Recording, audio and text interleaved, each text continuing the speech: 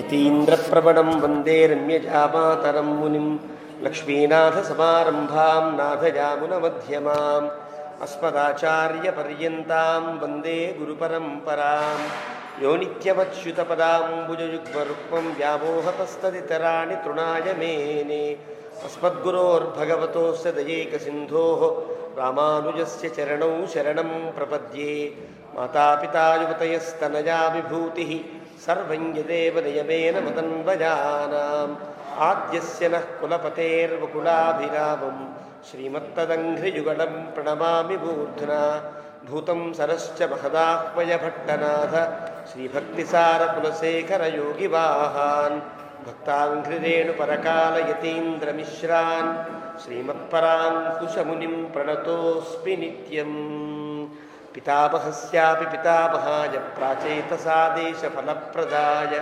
श्रीभाष्यकारोत्तमदेशिकाय श्रीशैलपूर्णाय नमो नमस्तात् आचार्यानस्मदीयानपि परमगुरून् सर्वमाचार्यवर्गं श्रीमद्रामानुजाख्यं मुनिमखिलजनोद्धारणायावतीर्णं पूर्णार्यं यामुनेयं मुनिवरमथतौ रामराजीवनेत्रौ वंदे नाथं मुनीन्द्रं वकुलधरचमूनाथ लक्ष्मीमुकुन्दान् अस्मद्गुरुभ्यो नमः।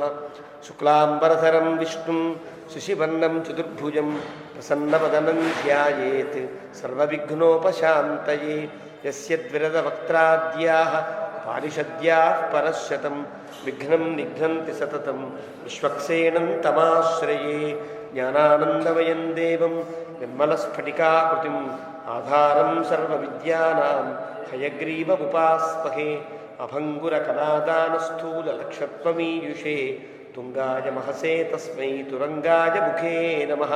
कूजन्तं राम रामेति मधुरं मधुराक्षरम् आरुह्य कविताशाखां वन्दे वाल्मीकिकोकिलं वाल्मीकेर्मुनिसिंहस्य कवितावनचारिणः शृण्वन् रामकथानादं को न याति पराङ्गतिं यः पिबन् सततं रामचित्तामृतसागरम् अतृप्तस्तं मुनिं वन्दे प्राचेतसमकल्मषं गोष्पदीकृतवाराशिं नशकीकृतराक्षसं रामायणमहामालारत्रं वन्दे नीलात्मजम् अञ्जनानन्दनं वीरं जानकीशोकनाशनं कपीशमक्षहन्तारं वन्दे लङ्काभयङ्करम् आमिषीकृतमार्ताण्डं गोष्पदीकृतसागरं तृणीकृतदशग्रीवम् आञ्जनेयं नमाम्यहं मनोजवं मारुततुल्यवेगं जितेन्द्रियं बुद्धिमतां वरिष्ठं वातात्मजं वानरयूथमुख्यं श्रीरामदूतं शिरसा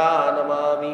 उल्लङ्घ्य सिन्धोः सलिलं सलीलं यशोकबन्धिं जनकात्मजायाः आदाय तेनैव ददाह लङ्कां नमामि तं प्राञ्जलिराञ्जनेयम् आञ्जनेयपतिपाटलारणं काञ्चनाद्रिकमनीयविग्रहम् पारिजाततरुमूलवासिनं भावयामि पवमाननन्दनं यत्र यत्र रघुनाथकीर्तनं तत्र तत्र कृतमस्तकाञ्जलिं बाष्पवारि परिपूर्णलोचनं मारुतिं नमत राक्षसान्तकं वेदवेद्ये परे पुंसि जाते दशरथात्मजे वेदः प्राचेतसादासीत् साक्षाद् रामायणात्मना चरितं रघुनाथस्य शतकोटिप्रविस्तरम् एकैकमक्षरं प्रोक्तं महापातकनाशनं शृण्वन् रामायणं भक्त्या यः पादं पदमेव वा स याति ब्रह्मणस्थानं ब्रह्मणा पूज्यते सदा।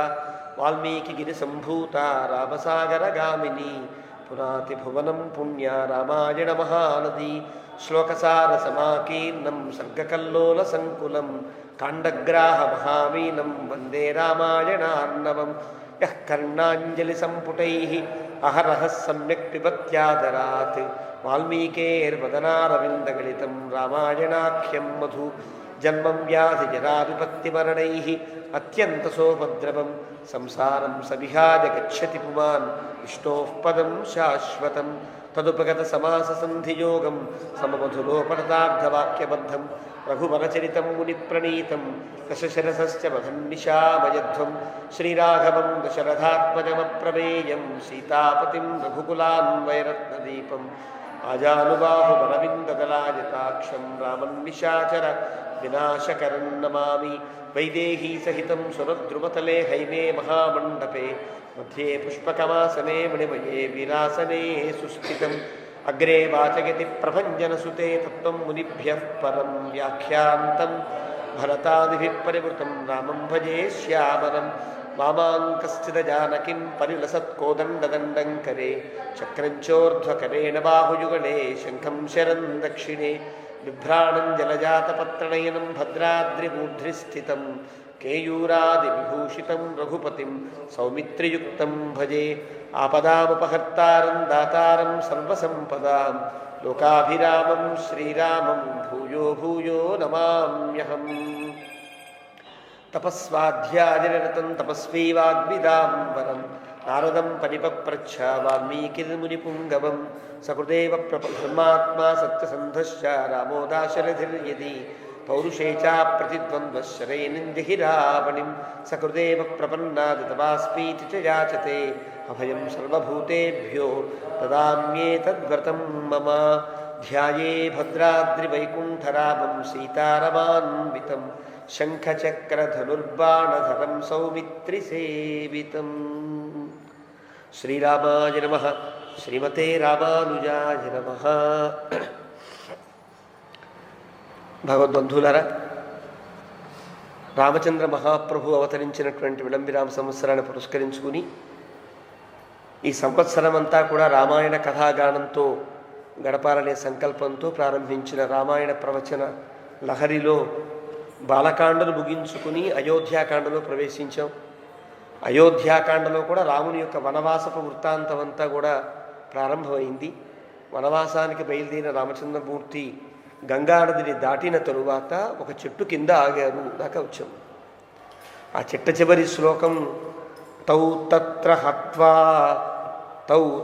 హత్వా చతురో మహామృగాన్ వరాహవృష్యం పృషతం మహారురుం ఆదాయ మేధ్యం త్వరితం బుభుక్షితౌ వాసాయ కాలే యతుర్వనస్పతిం. ఇక్కడ దాకా రామచంద్రమూర్తి గుహుడు దగ్గర కానీ తల్లి పిన్నమ్మ కైకేయి దగ్గర కానీ చెప్పిన మాట తాపసంధర్మమాశ్రిత, నేను తాపస వృత్తినే అవలంబిస్తాను, మునులు ఎలాగైతే జీవిస్తారో అట్లాగే జీవిస్తాను అని చెప్పాడు. గుహుడు దగ్గర కూడా వనమూల ఫలాశన, నేను కేవలం కందమూలాలే భుజిస్తాను అని చెప్పాడు. చెప్పి కదా బయలుదేరాడు.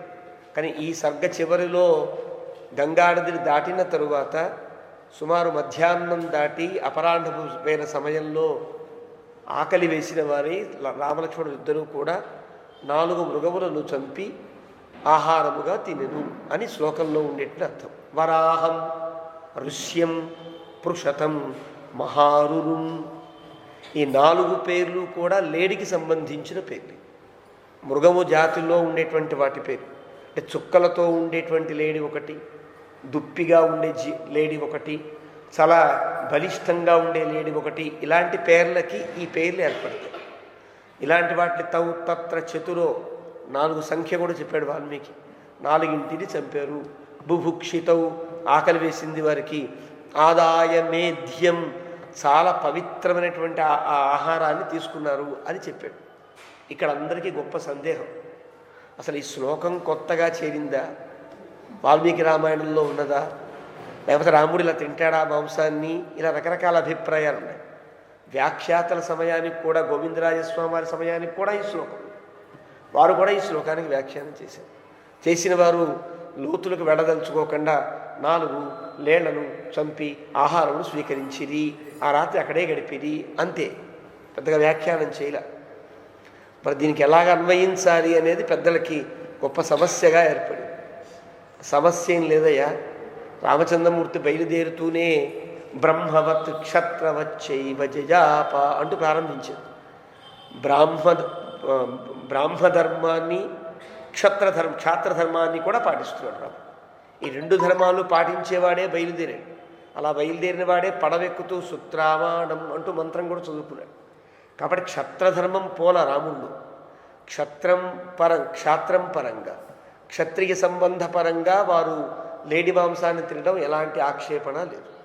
అంతేకాదు, క్షత్రియులే కాదు, బ్రాహ్మణులు కూడా ఆ సమయాల్లో మునిపుంగవులు కూడా ఇలా మాంసములు తిన్నట్లుగా భారతాదుల్లో మనకు కనిపిస్తుంది.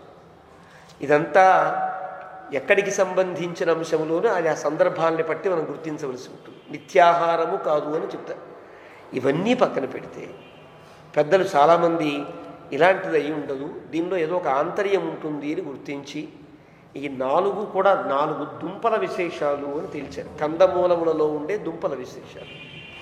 ఈ 4ంటిని అలా చెప్పడానికి గల కారణమేమి అంటే వాల్మీకి రామాయణంలోనే మధుమూల ఫలాశన అని చెప్పాడు. కాబట్టి మధువు అంటే మనం అనుకునేటువంటి మద్యాదులు కావు.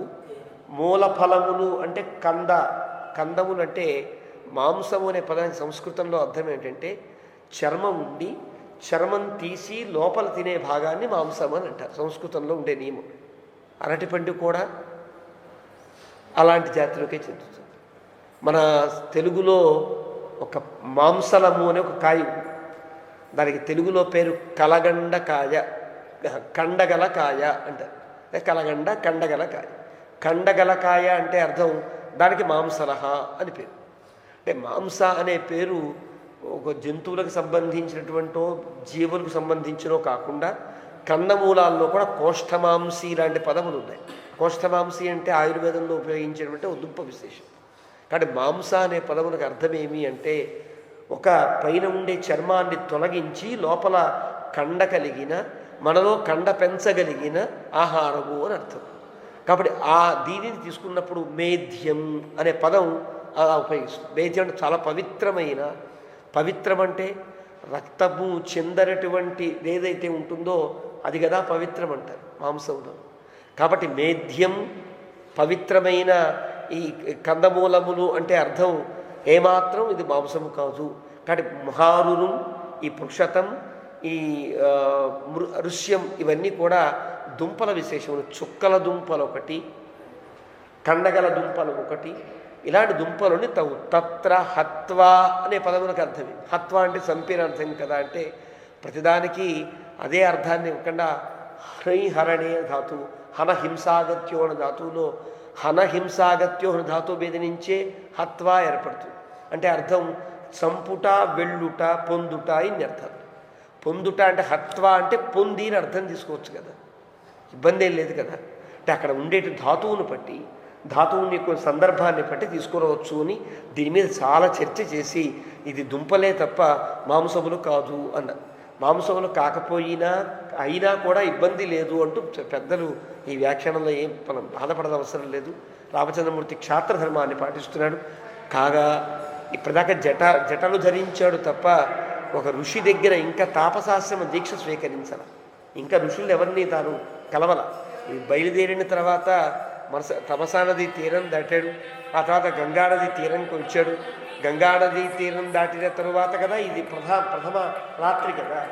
కాబట్టి ఈ రాత్రి సందర్భంలో రామచంద్రమూర్తి స్వీకరించినది మాంసమైనా తప్పు లేదు అంటూ ఇది మాంసమా కాదా అనే చర్చ పెద్దగా చర్చించవలసిన అవసరం లేదు అని దాన్ని తేలికగా తీసేశారు. నిజానికి అక్కడ ఉండేటువంటి తీరు చూస్తే తత్ర సీతమ్మ తల్లిని ఒంటరిగా విడిచిపెట్టి వీళ్ళిద్దరూ వెళ్ళడం క్షేమమే.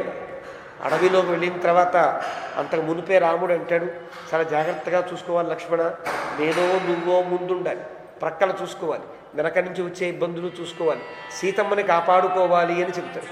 కానీ సీతమ్మని కాపాడుకోవాలి అని చెప్పినటువంటి రామలక్ష్మణులు ఇద్దరూ కూడా సీతమ్మ తల్లిని విడిచి వాడు దూరం వెళ్ళిపోతారా? వెళ్ళరు కదా. కాబట్టి సమీపంలో ఉండేటువంటి ఆహారాన్ని వీళ్ళు స్వీకరించి ఉంటారు అని దాన్ని అర్థం చెప్పారు. ఆ రకంగా తత్ర హత్వా ఆదాయమేధ్యం త్వరితం బుభుక్షితం.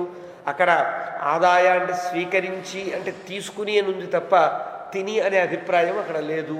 కాబట్టి అది ఏం చేశారు అనేది పక్కన పెడితే ఆహారం మాంసము తిన్నా తప్పు లేదు, అది మాంసము కాదు అని 2 రకాల తెలిసారు. కాబట్టి ఇక్కడి నుంచి ఎక్కడ కూడా మాంసపు ప్రస్తావన రాదు.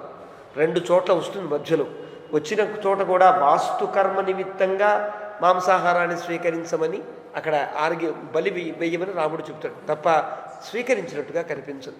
మళ్ళీ సుందరకాండలో రామచంద్రమూర్తి యొక్క ఘట్టాన్ని చెప్తున్నటువంటి ఆంజనేయ స్వామి నా మాంసం రాఘవో భుంక్తే నచాపి మధుసేవతే అని చెప్తాడు.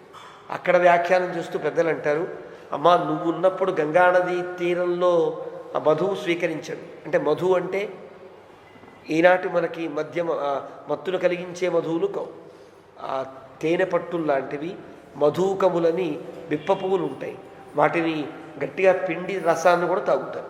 అది బలాన్ని సద్యోబలాన్ని కలిగిస్తుంది అని అది తాగుతారు. కాబట్టి అది మధు, అది అంగీకార యోగ్యమే. ఎవరైనా సరే యాగాదుల్లో కూడా స్వీకరించే సోమలత కూడా మాదక ద్రవ్యమే అయినప్పటికీ కూడా, అది భక్తులు కలిగించేదే అయినప్పటికీ కూడా, అది ఎలాగైతే మేద్యము సేవ్యము అవుతుందో అలా మధు అన్నా కూడా సేవ్యం అవుతుంది. కాబట్టి అక్కడ రామచంద్రమూర్తికి చెప్పినాడు, సీతమ్మ తల్లికి చెబుతూ నా మాంసం రాఘవో భుంక్తే నా చాపి మధుసేవతే. అమ్మ అయోధ్యలో ఏమైనా చేశాడేమో, నీ సమక్షంలో చేశాడేమో తప్ప ఆ తరువాత రాముడు ఇప్పటిదాకా కండగల ఆహారమును స్వీకరించుట లేదు. ఏదో ఆనందాన్ని కలిగించే మధు ఇత్యాదులు స్వీకరించటం లేదు. ఏదో శరీరాన్ని కాపాడుకోవడానికి ఆహారాన్ని స్వీకరిస్తున్నాడు తప్ప తన రుచి కోసమో ఆనందం కోసమో స్వీకరించట్లేదని అర్థము అని అక్కడ వ్యాఖ్యానం చేస్తాడు. కాబట్టి రాముడు ఒక మాట మాట్లాడిన తర్వాత అబద్ధం అంటూ ఉండదు, రెండవ మాట అంటూ ఉండదు. నా అనృతం నోక్త పూర్వమే నచ వక్ష్యే కదాచన. అబద్ధం ఇప్పటిదాకా చెప్పలేదు, ఇకపైన చెప్పను. రామ ద్విర్న అభిభాషతే, 2 మాటలు మాట్లాడు. ఇది రాముని యొక్క తత్వం. కానీ ఎక్కడ కూడా తాపస ముని యొక్క ధర్మాన్నే పాటిస్తానన్న రాముడు ముని ధర్మానికి వ్యతిరిక్తంగా పాటించడు. దీనికి ఉదాహరణ ఏమైనా ఉందా అంటే ఉన్నది, ముందే ఉన్నది కదా. అడవుల్లోనే తిరగాలని పిన్నమ్మ గారు చెబితే తాను వెళ్ళే దారిలో ఎన్నో గ్రామాలు నగరాలు వచ్చిన నగరాలు గ్రామాల్లోకి వెళ్ళకుండా బైపాసులో వెళ్ళినట్టుగా ఆ ప్రక్క నుంచి వెళ్ళాడు తప్ప నగరాల్లోంచి వెళ్ళదు. అంటే కేవలం నగరాల్లో నుంచి వెళ్ళకూడదంత ధర్మాన్ని ఇంత బాగా పాటించిన వాడు ఈ ధర్మాన్ని తప్పుతాడా? తప్పే అవకాశం లేదు. కాబట్టి రాముని కథలో ఇలాంటి ఇబ్బంది ఉండదు. ఇదంతా పక్కన పెడితే ప్రాచీన రామాయణం, ఉత్తరాదిలో దొరికేటువంటి పశ్చిమ ప్రాంతీయ రామాయణంలో ప్రాచ్య రామాయణం అంటారు. ఆ రామాయణంలో ఉండే అద్భుతమైన ఘట్టం, ఈ ఘట్టాన్ని చెబుతూ అక్కడ లక్ష్మణస్వామి దివ్యే రమ్యే పుష్కరిణీ తీరే స్వయంతీ త్వాస లక్ష్మణ అని రాముడు లక్ష్మణుడు అక్కడ చిన్న మడుగు కనిపిస్తే మడుగులోకి దిగి సుగంధీని బహూనిచ అని అనేక రకాల మృణాల అంటారు. అంటే పద్మాలు వేళ్లతో ఉండేటట్టుగా పీకి పట్టుకొచ్చారు. అవి తినడానికని, ఆ తామర తోడులు తినే ఆహారాన్ని స్వీకరించాలని అవి తీసి సీతమ్మ చేతికి ఇస్తే ఆనందపడి పట్టుకుంటే అక్కడ వాల్మీకి వర్ణిస్తారు, తాని చాదాయ వైదేహి సపద్మా శ్రీరివా బభౌ. 2 పద్మాలు పట్టుకున్న లక్ష్మీదేవిలా ప్రకాశించింది సీతమ్మ తల్లి అని అంటారు. అక్కడ ప్రాచ్య రామాయణంలో ఉండే ఘట్టం. మరి ఆ సమయంలో తాని తే త్రయ త్రిరాత్రాయ మృణాళం ప్రాణధారణం, వాటినే స్వీకరించి ఆ 3వ రాత్రి గడిపారు అని వాల్మీకి అక్కడ చెప్పాడు. కాబట్టి స్పష్టంగా ఇది 3వ రాత్రి, అయోధ్య విడిచిన తరువాత ఇది 3వ రాత్రి. కాబట్టి ఈ 3వ రాత్రి అరణ్యంలో మొదటి రాత్రి. ఇప్పటిదాకా తాను గడిపింది తమసా నదీ తీరంలో కొన్ని గ్రామాల పరిసరంలో, రెండవది గంగానదీ తీరంలో శృంగుబేరం పరిసరంలో, తన యొక్క దేశపు సరిహద్దులు దాటి అడవిలోకి ప్రవేశించిన మొదటి రాత్రిని రాముడు ఈ ప్రారంభంలో చెబుతాడు. కాబట్టి ఇక్కడ ఏ రకంగానూ మనం సందేహించిన అవసరం లేదు. వాళ్ళు తామర తూడులను ఆహారంగా స్వీకరించారు తప్ప దాన్ని వేరే విధంగా చెప్పడానికి వీల్లేదు అంటూ పెద్దలు ఒక నిర్ణయానికి వస్తారు. ఒకవేళ మాంసము తిన్నాడనుకున్నా కూడా క్షాత్రధర్మాన్ని అనుసరించి ఏ రకంగా తప్పు లేదు. క్షాత్రధర్మాన్ని పాటించేటువంటి రాజులు అడవులకు వెళ్ళినప్పుడు వైఖాన ధర్మాన్ని పాటిస్తున్నప్పుడు మాంసం తినడం శాస్త్రంలో అంగీకారమే కాబట్టి తప్పు లేదు అంటూ ఈ మాంసపు వృత్తాంతాన్ని తప్పు లేదు తప్పు కాదు అని తేల్చారు. కాబట్టి మాంసమా కానవసరం లేదు, కాదా అయినా తప్పు లేదు, ఇది నిర్ణయం. ఇక్కడ ఆ రకంగా 52వ సర్గ ముగించుకుని 53 సర్గ 53వ సర్గని ప్రారంభించాడు వాల్మీకి. సతం వృక్షం సమాసాద్య సంధ్యామన్వాస్య పశ్చిమాం రామో రమయతాం శ్రేష్ఠ ఇతిహోవాచ లక్ష్మణం. ఈ ప్రారంభంలో కూడా తెచ్చిన మాంసమును తిన్నారు అని ప్రారంభం కాల. ఆ సమయంగా సందర్భం లేకుండానే సాయంకాలం వీళ్ళు ఆ చెట్టు కింద చేరిన వారే సీతమ్మ తల్లిని అక్కడ ఉంచి వీరిద్దరు సంధ్యాం అన్వాస్య పశ్చిమాం సాయంకాలపు సంధ్యావందనాన్ని చేసుకున్నారు. రాముడు ఎక్కడ ధర్మాన్ని తప్పకుండా ఉంటాడు. సకాల సంధ్యావందనాన్ని మానడాన్ని వాల్మీకి చెప్తాడు చాలా సందర్భాలు. అలాగే సంధ్యని చేసుకున్న తర్వాత రామ రమయతాం శ్రేష్ఠ ఇతిహ ఉవాచ లక్ష్మణం. రమయతాం శ్రేష్ఠ అంటే ఆనందింపచేసే వారిలో అగ్రగణ్యుడైన రాముడు ఇలా మాట్లాడుతున్నాడు. ఎంత బాగా మాట్లాడుతున్నాడో గమనించండి అని వాల్మీకి ఇతిహ ఉవాచ లక్ష్మణం. ఎంత గొప్పగా మాట్లాడుతున్నాడో అంటాడు. ఏం గొప్పగా మాట్లాడతాడు ఇక్కడ సర్గలో అంటే నిజానికి ఈ సర్గ అంతా కూడా దశరథుణ్ణి కైకేయిని భరతుణ్ణి తిడుతున్నట్టుగా కనిపిస్తుంది. ఎంత పని చేశాడు మా నాన్న, అడవికి పంపించేశాడు. కైకేయి ఎంత దుర్మార్గురాలు, అడవికి పంపించేసింది. హాయిగా భరతుడు రాజ్యం చేసుకుంటాడు. ఇది కథ. మరి రాముని యొక్క పాత్రకి కానీ రాముని యొక్క మనస్తత్వానికి కానీ ఇలా మాట్లాడడం కుదురుతుందా అంటే వాల్మీకి ముందే చెప్పాడు రమయతాం శ్రేష్ఠ.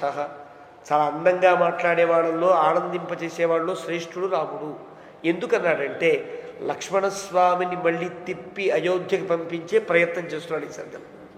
లక్ష్మణస్వామికి ఒక పెద్ద కష్టం కలిగించాయి. అమ్మో ఇంత కష్టమా అడవి అనిపించాయి. లేదా అక్కడ నేను నువ్వు లేకపోతే అయోధ్యలో ఎంత ఉపద్రవం కలుగుతుందో అని మళ్ళీ అతను ఒకసారి గుర్తు చేయాలి. లక్ష్మణుడు వెనక్కి వెళ్ళేటట్టు చేయాలి. తాను సీత మాత్రమే ఈ కష్టాన్ని అనుభవించాలి. లక్ష్మణస్వామి కష్టాన్ని అనుభవించడం అవసరం లేదు అని రామచంద్రమూర్తి మనస్సులో అనుకుని ఇతిహ ఉవాచ అనుకుని మాట్లాడుతున్నాడు రాముడు. ఇది వ్యాఖ్యాతలు చెప్పే ఇది. అధ్యేయం ప్రథమారాత్రి యాతా జనపదాద్బహి యా సుమంత్రేణ రహిత తాన్నోత్కంఠితుమర్హసి. చాలా కష్టంగా ఉంది లక్ష్మణ. ఇప్పటిదాకా 2 రాత్రులు గడిపినప్పటికీ కూడా ఇది 3వ రాత్రి అరణ్యంలో సుమంతుడు కూడా లేకుండా మనం గడుపుతున్నాం. అంటే పూర్తిగా అడవిలోకి వచ్చాం. ఇది మొదటి రాత్రి మన ముగ్గురికి. జాగ్రత్తవ్యం అతంద్రిభ్యం, చాలా జాగ్రత్తగా ఉండాలి. ఏమాత్రం ఏమరపాటు పనికిరాదు. అద్య ప్రభృతి రాత్రిషు. ఇప్పటిదాకా పర్వాలా, గ్రామాల పరిసరాల్లో ఉన్నాం కాబట్టి ఎవరో ఒకరు రక్షించేవాడు ఉన్నారు. గంగానదీ తీరంలో ససైన్యంగా గుహుడు రక్షించాడు మన్ని. తమసా నదీ తీరంలో మన చుట్టూ పౌరులంతా ఉండి రక్షించారు కాబట్టి ఇబ్బంది ఏం లేదు. ఇక్కడి నుంచి మనం జాగ్రత్తగా మెలకువగా ఉండవలసిన రాత్రులు ప్రారంభమయ్యాయి. యోగక్షేమౌహి సీతాయా వర్తేతే లక్ష్మణ ఆవయోహో. సీతమ్మ తల్లి యొక్క యోగక్షేమం 2 మన బాధ్యత కాబట్టి జాగ్రత్తగా ఉండాలి. రాత్రిం కథంచి దేవేమాం సౌమిత్రే వర్తయామహే. ఏదో రకంగా రాత్రులు గడపాలి తప్ప నిద్రలో గడిపే అవకాశం కూడా లేదు లక్ష్మణ, జాగ్రత్తగా ఉండాలి. లక్ష్మణస్వామికి కొంచెం భయం కలిగిస్తున్నట్టుగా మాట్లాడుతున్నాడు. చాలా కష్టపడాలి, అడవిలో నిద్రపోకూడదు, ఇలాగే ఉండాలి మనం అని చెప్తున్నాడు. ఇదంతా విన ఎందుకు అన్నయ్య నేను చెప్పినట్టుగా అడవికి మళ్ళీ అయోధ్యకు వెళ్ళిపోతాను అంటాడేమో లక్ష్మణస్వామి అని రాముని యొక్క ఉద్దేశ్యం అని. సతు సంవిశ్య మేదిన్యాం మహార్హశయనోచిత ఉపావర్తామహే భూమౌ ఆస్తీర్య స్వయమార్జితై. ఇద్దరు మాట్లాడుతూ ఆకులు తెచ్చుకున్నారు. లేకపోతే అప్పటికే సీతమ్మ తల్లికి పక్క వేసి పడుకున్నారు. ఒక పక్క తిరిగి ఆవిడ పడుకుంది.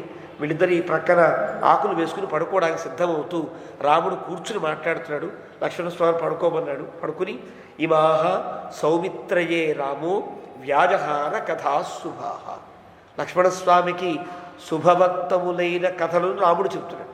రాముడు చెప్పేవేవి శుభాలు కావు, అంతా కూడా నిందారోపణే. అయినప్పటికీ కూడా శుభయుక్తములైన కథలను రాముడు చెబుతున్నాడు అన్నాడు. అంటే వాల్మీకిలో ఉండే భావమే, రామునిలో ఉండే భావాన్ని వాల్మీకి శుభ అనే పదం ద్వారా తెలియజేస్తున్నాడు. అంటే లక్ష్మణస్వామికి సుఖాన్ని కలిగించడం కోసం, లక్ష్మణస్వామికి అడవి అంటే భయం కలిగించడం కోసం చేసి, భయం కలగలేదని తెలిసి మొహంలో ఎలాంటి మార్పు లేదని గమనించి అయోధ్యలో చాలా కష్టపడతారయ్యా నువ్వు నేను లేకపోతే వెనక్కెడిపో అని చెప్తాడు. ఆ చెప్పే సందర్భం కాబట్టే వ్యాజహార కథాహ శుభాహ, శుభములైన కథలు చెప్పాడు. ధ్రువమద్య మహారాజ దుఃఖం స్వపితి లక్ష్మణ కృతకామాతు కైకేయీ తుష్టా భవితుమర్హతి. నిజంగా రాజుగారు చాలా బాధపడుతూ నిద్రపోతారు, ఏమాత్రం సుఖంగా ఉండరు. ఏడిచి ఆయన అదుపు తప్పి నిద్రపోతాడేమో తప్ప నిద్రపోవాలని నిద్రపోడు. కానీ కైకేయి కృతకామ తు కైకేయి అయితే సుఖంగా తాను ఏదైతే సాధించాలనుకుందో దాన్ని సాధించి హాయిగా పడుకుంటుంది. ఇది రాముడు చెప్పిన మాట. ధ్రువమధ్యమ సాహిదేవి మహారాజం కైకేయీ రాజ్యకారణాత్ అపి నశ్యామయేత్ ప్రాణాన్ దృష్ట్వా భరతమాగతం. దశరథుడు ఇప్పుడు ప్రాణాలతోనే ఉంటాడు తండ్రి, ఏం పర్వాలా. ఎందువల్ల? భరతుడు వచ్చేంత వరకు కైకేయి దశరథుని జాగ్రత్తగా చూసుకుంటుంది. ఎందువల్ల అంటే భరతుడు రాగానే రాజ్యం నీది అని చెప్పించాలి, రాజు చెప్పాలి కదా. రాజు చెప్పేంత వరకు అంటే భరతుడు వచ్చేంత వరకు దశరథుడు బాగుంటాడు. ఆ తర్వాత దశరథుడిని విడిచిపెట్టేస్తుంది, లేదా ఏదైనా చేసేయచ్చు కదా. రాజ్యంలో ఉండే కుతంత్రాలన్నీ అలాగే కదా ఉంటాయి. ఒకవేళ దశరథుడు ఆ మాట చెప్పిన తర్వాత మళ్ళీ బతికిస్తే మళ్ళీ ఆ మాట మార్చో ఆజ్ఞ మారిస్తే మళ్ళీ గందరగోళం ప్రారంభం అవుతుంది. కాబట్టి ఏదైనా చేసేయచ్చు. కానీ అపిరచ్యామయేత్ ప్రాణాన్. ఆ తర్వాత తండ్రి గారు ఉంటారా ఉండరా తెలియట్లేదు లక్ష్మణ. చాలా కష్టమైనటువంటి దశ ఏర్పడింది మనకి.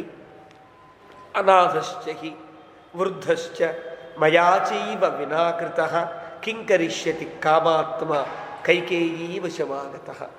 ఇప్పుడు లక్ష్మణస్వామికి కోపం తెప్పించాలి. దశరథుడంటే చాలా కోపం. ఇంతకుముందు అయోధ్య నుంచి బయలుదేరేటప్పుడు దశరథుడిని తిట్టాడు తప్ప లక్ష్మణస్వామి కైకేయిని తిట్ల. ఇదంతా తండ్రి గారి పనే. తండ్రి గారిని ఏదైనా చేస్తా, నేను తండ్రి గారిని నిర్బంధిస్తా, నువ్వే రాజు కావాలి అంటే తండ్రి యొక్క నెపాన్ని, తండ్రి యొక్క తప్పుని తాను ఎత్తి చూపించాడు లక్ష్మణస్వామి. కాబట్టి ఇక్కడ రాముడు కూడా తండ్రి యొక్క తప్పునే చెప్తున్నాడు. అంటే లక్ష్మణస్వామికి మళ్ళీ ఆ తీవ్రత, వెనకటి తీవ్రత రావాలి. కాబట్టి అనాథశ్చ, మనిద్దరం లేం కాబట్టి అనాథగా ఉండిపోయాడు తండ్రి. వృద్ధశ్చ, చాలా పెద్దవాడు. మయా చైవ వినాకృత, నేను లేకుండా, నేను కూడా లేను కదా, నేనుంటే ఏదో చూసుకునేవాడిని. కింకరిష్యతి కామాత్మ కైకేయీ వశమాగత. ఇంకే కైకేయికి లొంగిపోయి ఇంకా కామపు నిద్ర నుండి తేరుకోని తండ్రి ఇంకేం చేయగలుగుతాడు? ఇంకేం చేయలేడయ్యా. కాబట్టి ఇదం వ్యసనమాలోక్య, ఈ వ్యసనాన్ని గనక చూచి రాజ్ఞశ్చ మతి విభ్రమం కామయేవ ధర్మాభ్యాం గరీయానితి మే మతి. ఇది చూస్తే గనక ధర్మము అర్థము కామము ఈ మూడింటిలో మోక్షం ఎలాగో గొప్పదే, దాన్ని చేర్చక్కర్లా. ఈ మూడింటిలో కామమే చాలా గరీయాన్ గొప్పది అని తెలుస్తుంది, బలవంతమైనది అని తెలుస్తుంది. కృష్ణ పరమాత్మ కూడా భగవద్గీతలో చెప్తాడు కదా, కామ జహి శత్రుం మహాబాహో కామరూపం దురాసనం. ఏ అనుభవానికైనా ఏ ఆర్జనకైనా ముందు కామం ప్రారంభమవుతుంది. కామాత్ భవతి క్రోధ, క్రోధాత్ సంజాయతే కామ, కామాత్ క్రోధోభిజాయతే క్రోధాత్ భవతి సమ్మోహ, సమ్మోహ. వరుసగా ఈ పతనావస్థ అంతా కామంతో ప్రారంభమవుతుంది. కాబట్టి కామం చాలా గొప్పది. ఎప్పుడైనా సరే ధర్మము అర్థము కామము ఉంటే, ఈ మూడు ఉంటే అర్థము కామము ఈ రెండు ఉంటాయి. ఈ అర్థము కామము ఉండేటువంటి ఈ వరుసలో అర్థమేమో ధర్మానికి సంబంధించి ఉండాలి, కామమేమో మోక్షానికి సంబంధించి ఉండాలని మన పెద్దలు ధర్మమోక్షముల మధ్యలో అర్ధకామాలు ఉంచారు. అర్ధకామాలు ఉంచడంలో కూడా ముందు అర్థము తర్వాత కామము ఉంచారు. అంటే ధర్మ అర్థ కామ ఈ మూడింటిలో కామం బలవంతంగా ఉంటుంది, బలవత్తరంగా ఉంటుంది. కారణం ఎంత సంపాదించినా వీడు సంపాదించి దాచుకోవడానికి కాదు కదా, సంపాదించింది అనుభవించడానికి అనుకుంటాడు. అనుభవించాలని కూడా అనుకోలేని వాడు మూర్ఖుడు అని పిలువబడతాడు. ఎప్పుడైనా ఒక ఐశ్వర్యానికి ఒక డబ్బుకి మూడే గతులు ఉంటాయి, దానం భోగో నాశ. దానమైనా ఇవ్వాలి, అనుభవించడం అనుభవించాలి, లేదా నశించిపోతుంది. తిస్రో గతయో భవంతి విత్తస్య యో దదాతి న దదాతి న భుంక్తే తస్య తృతీయా గతిర్భవిష్యతి. ఆర్యావృతంలో చెప్తారు. అంటే దానము భోగము నాశము మూడే గతులు డబ్బుకి.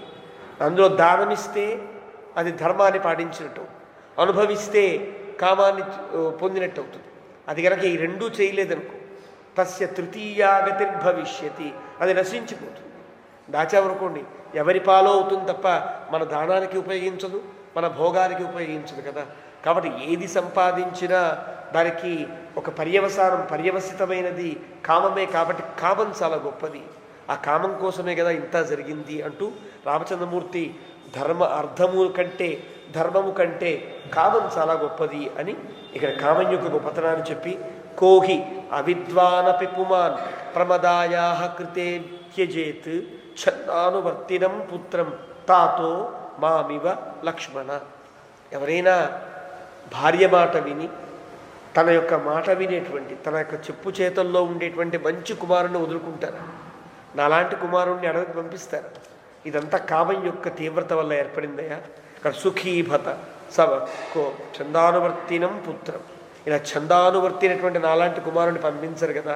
సుఖీభత సభార్యశ్చ భరత కైకయీసుత ముదితాన్ కోసలాదేకో యో భోక్ష్యతి అధిరాజవత్.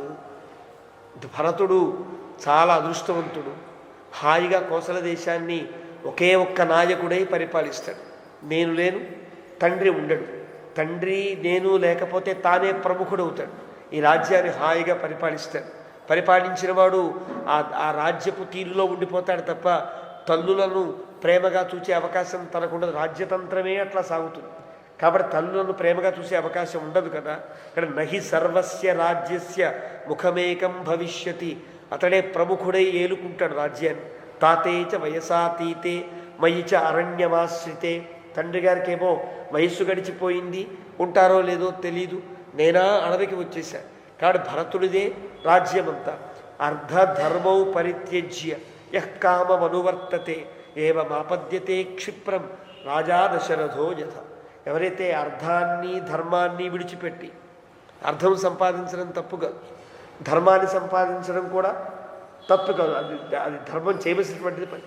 కానీ ఈ రెండింటినీ విడిచిపెట్టి గనక కేవలం కామమే కావాలని కోరుకుంటే ఎలా పాడైపోతారో వాళ్ళకి పెద్ద ఉదాహరణ మా నాన్నగారు. కామమే కావాలనుకుంటే ఈ రకంగా దశరథుడులా చెడిపోతారు. మన్యే దశరథాంతాయ కైకేయీ సంప్రాప్త, కైకేయీ సౌమ్య సంప్రాప్త. సంప్రాప్త అంటే మనకి సమీపించింది అని అర్థం. తెలుగులో ఒక అందమైన పదం దాపురించింది అంటే. కైకేయి మనకి దాపురించిందయ్యా. ఎలా దాపురించిందో తెలుసునా? 3 కారణాలకి దాపురించింది. దశరథ అంతాయ, తండ్రి గారు చనిపోవడానికి. మమ ప్రవ్రాజనాయ చ, నేను అడవికి వెళ్ళిపోవడానికి. రాజ్యాయ భరతస్య చ, అంటే భరతుడికి రాజ్యం కోసం, తండ్రి గారు మరణించడం కోసం, నేను అడవికి వెళ్ళడం కోసమే కైకేయి దాపురించింది అన్నాడు. కైకేయి సౌమ్య సంప్రాప్త, చాలా పెద్ద మాట కైకేయి విషయంలో. ఇలా అంటాడా రాముడు అంటే అనే అవకాశం లేదు. ఇందువల్ల ఇంతకు మునిపే రాముడు లక్ష్మణస్వామి కైకేయి విషయంలో చిన్నగా తప్పు మాట్లాడితేనే నతేంబా గర్హితవ్యాస మధ్య తాత కదాచన. లక్ష్మణ, ఎప్పుడు కూడా మన చిన్నమ్మని ఏమి అనడానికి వీల్లేదు.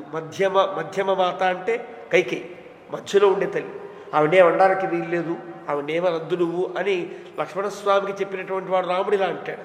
అంటే లక్ష్మణస్వామిలో తీవ్రత పెంచడం కోసం చేస్తున్నాడు. అలా ఉంటుంది. ఈ ప్రకారంగా రాజ్యాన్ని సాధించింది లక్ష్మణ. కాబట్టి ఆ రాజ్యమంతా తన పాలై అపి ఇదానీం న కైకేయి సౌభాగ్యమదమోహిత కౌసల్యాంచ సుమిత్రాంచ సంప్రపాధేత మత్కృతే. ఇంకా నా మీద కోపం ఉంటుంది కదా, అడవికి పంపించింది. కౌసల్య మీద సహజంగా ఉండే కోపం ఉంటుంది. నా మీద ఉండేటువంటి ఒక ఇతనే రాజు కావలసిన వాడు, మా అబ్బాయికి ఇతనే అడ్డుగా ఉన్నాడు, ఎలాగో తొలగించాను తప్ప ఇంకా వాళ్ళ వాళ్ళు ఇక్కడ ఉన్నారనేటువంటి కోపం ఉంటుంది కదా, మత్కృతే నా సంబంధించి.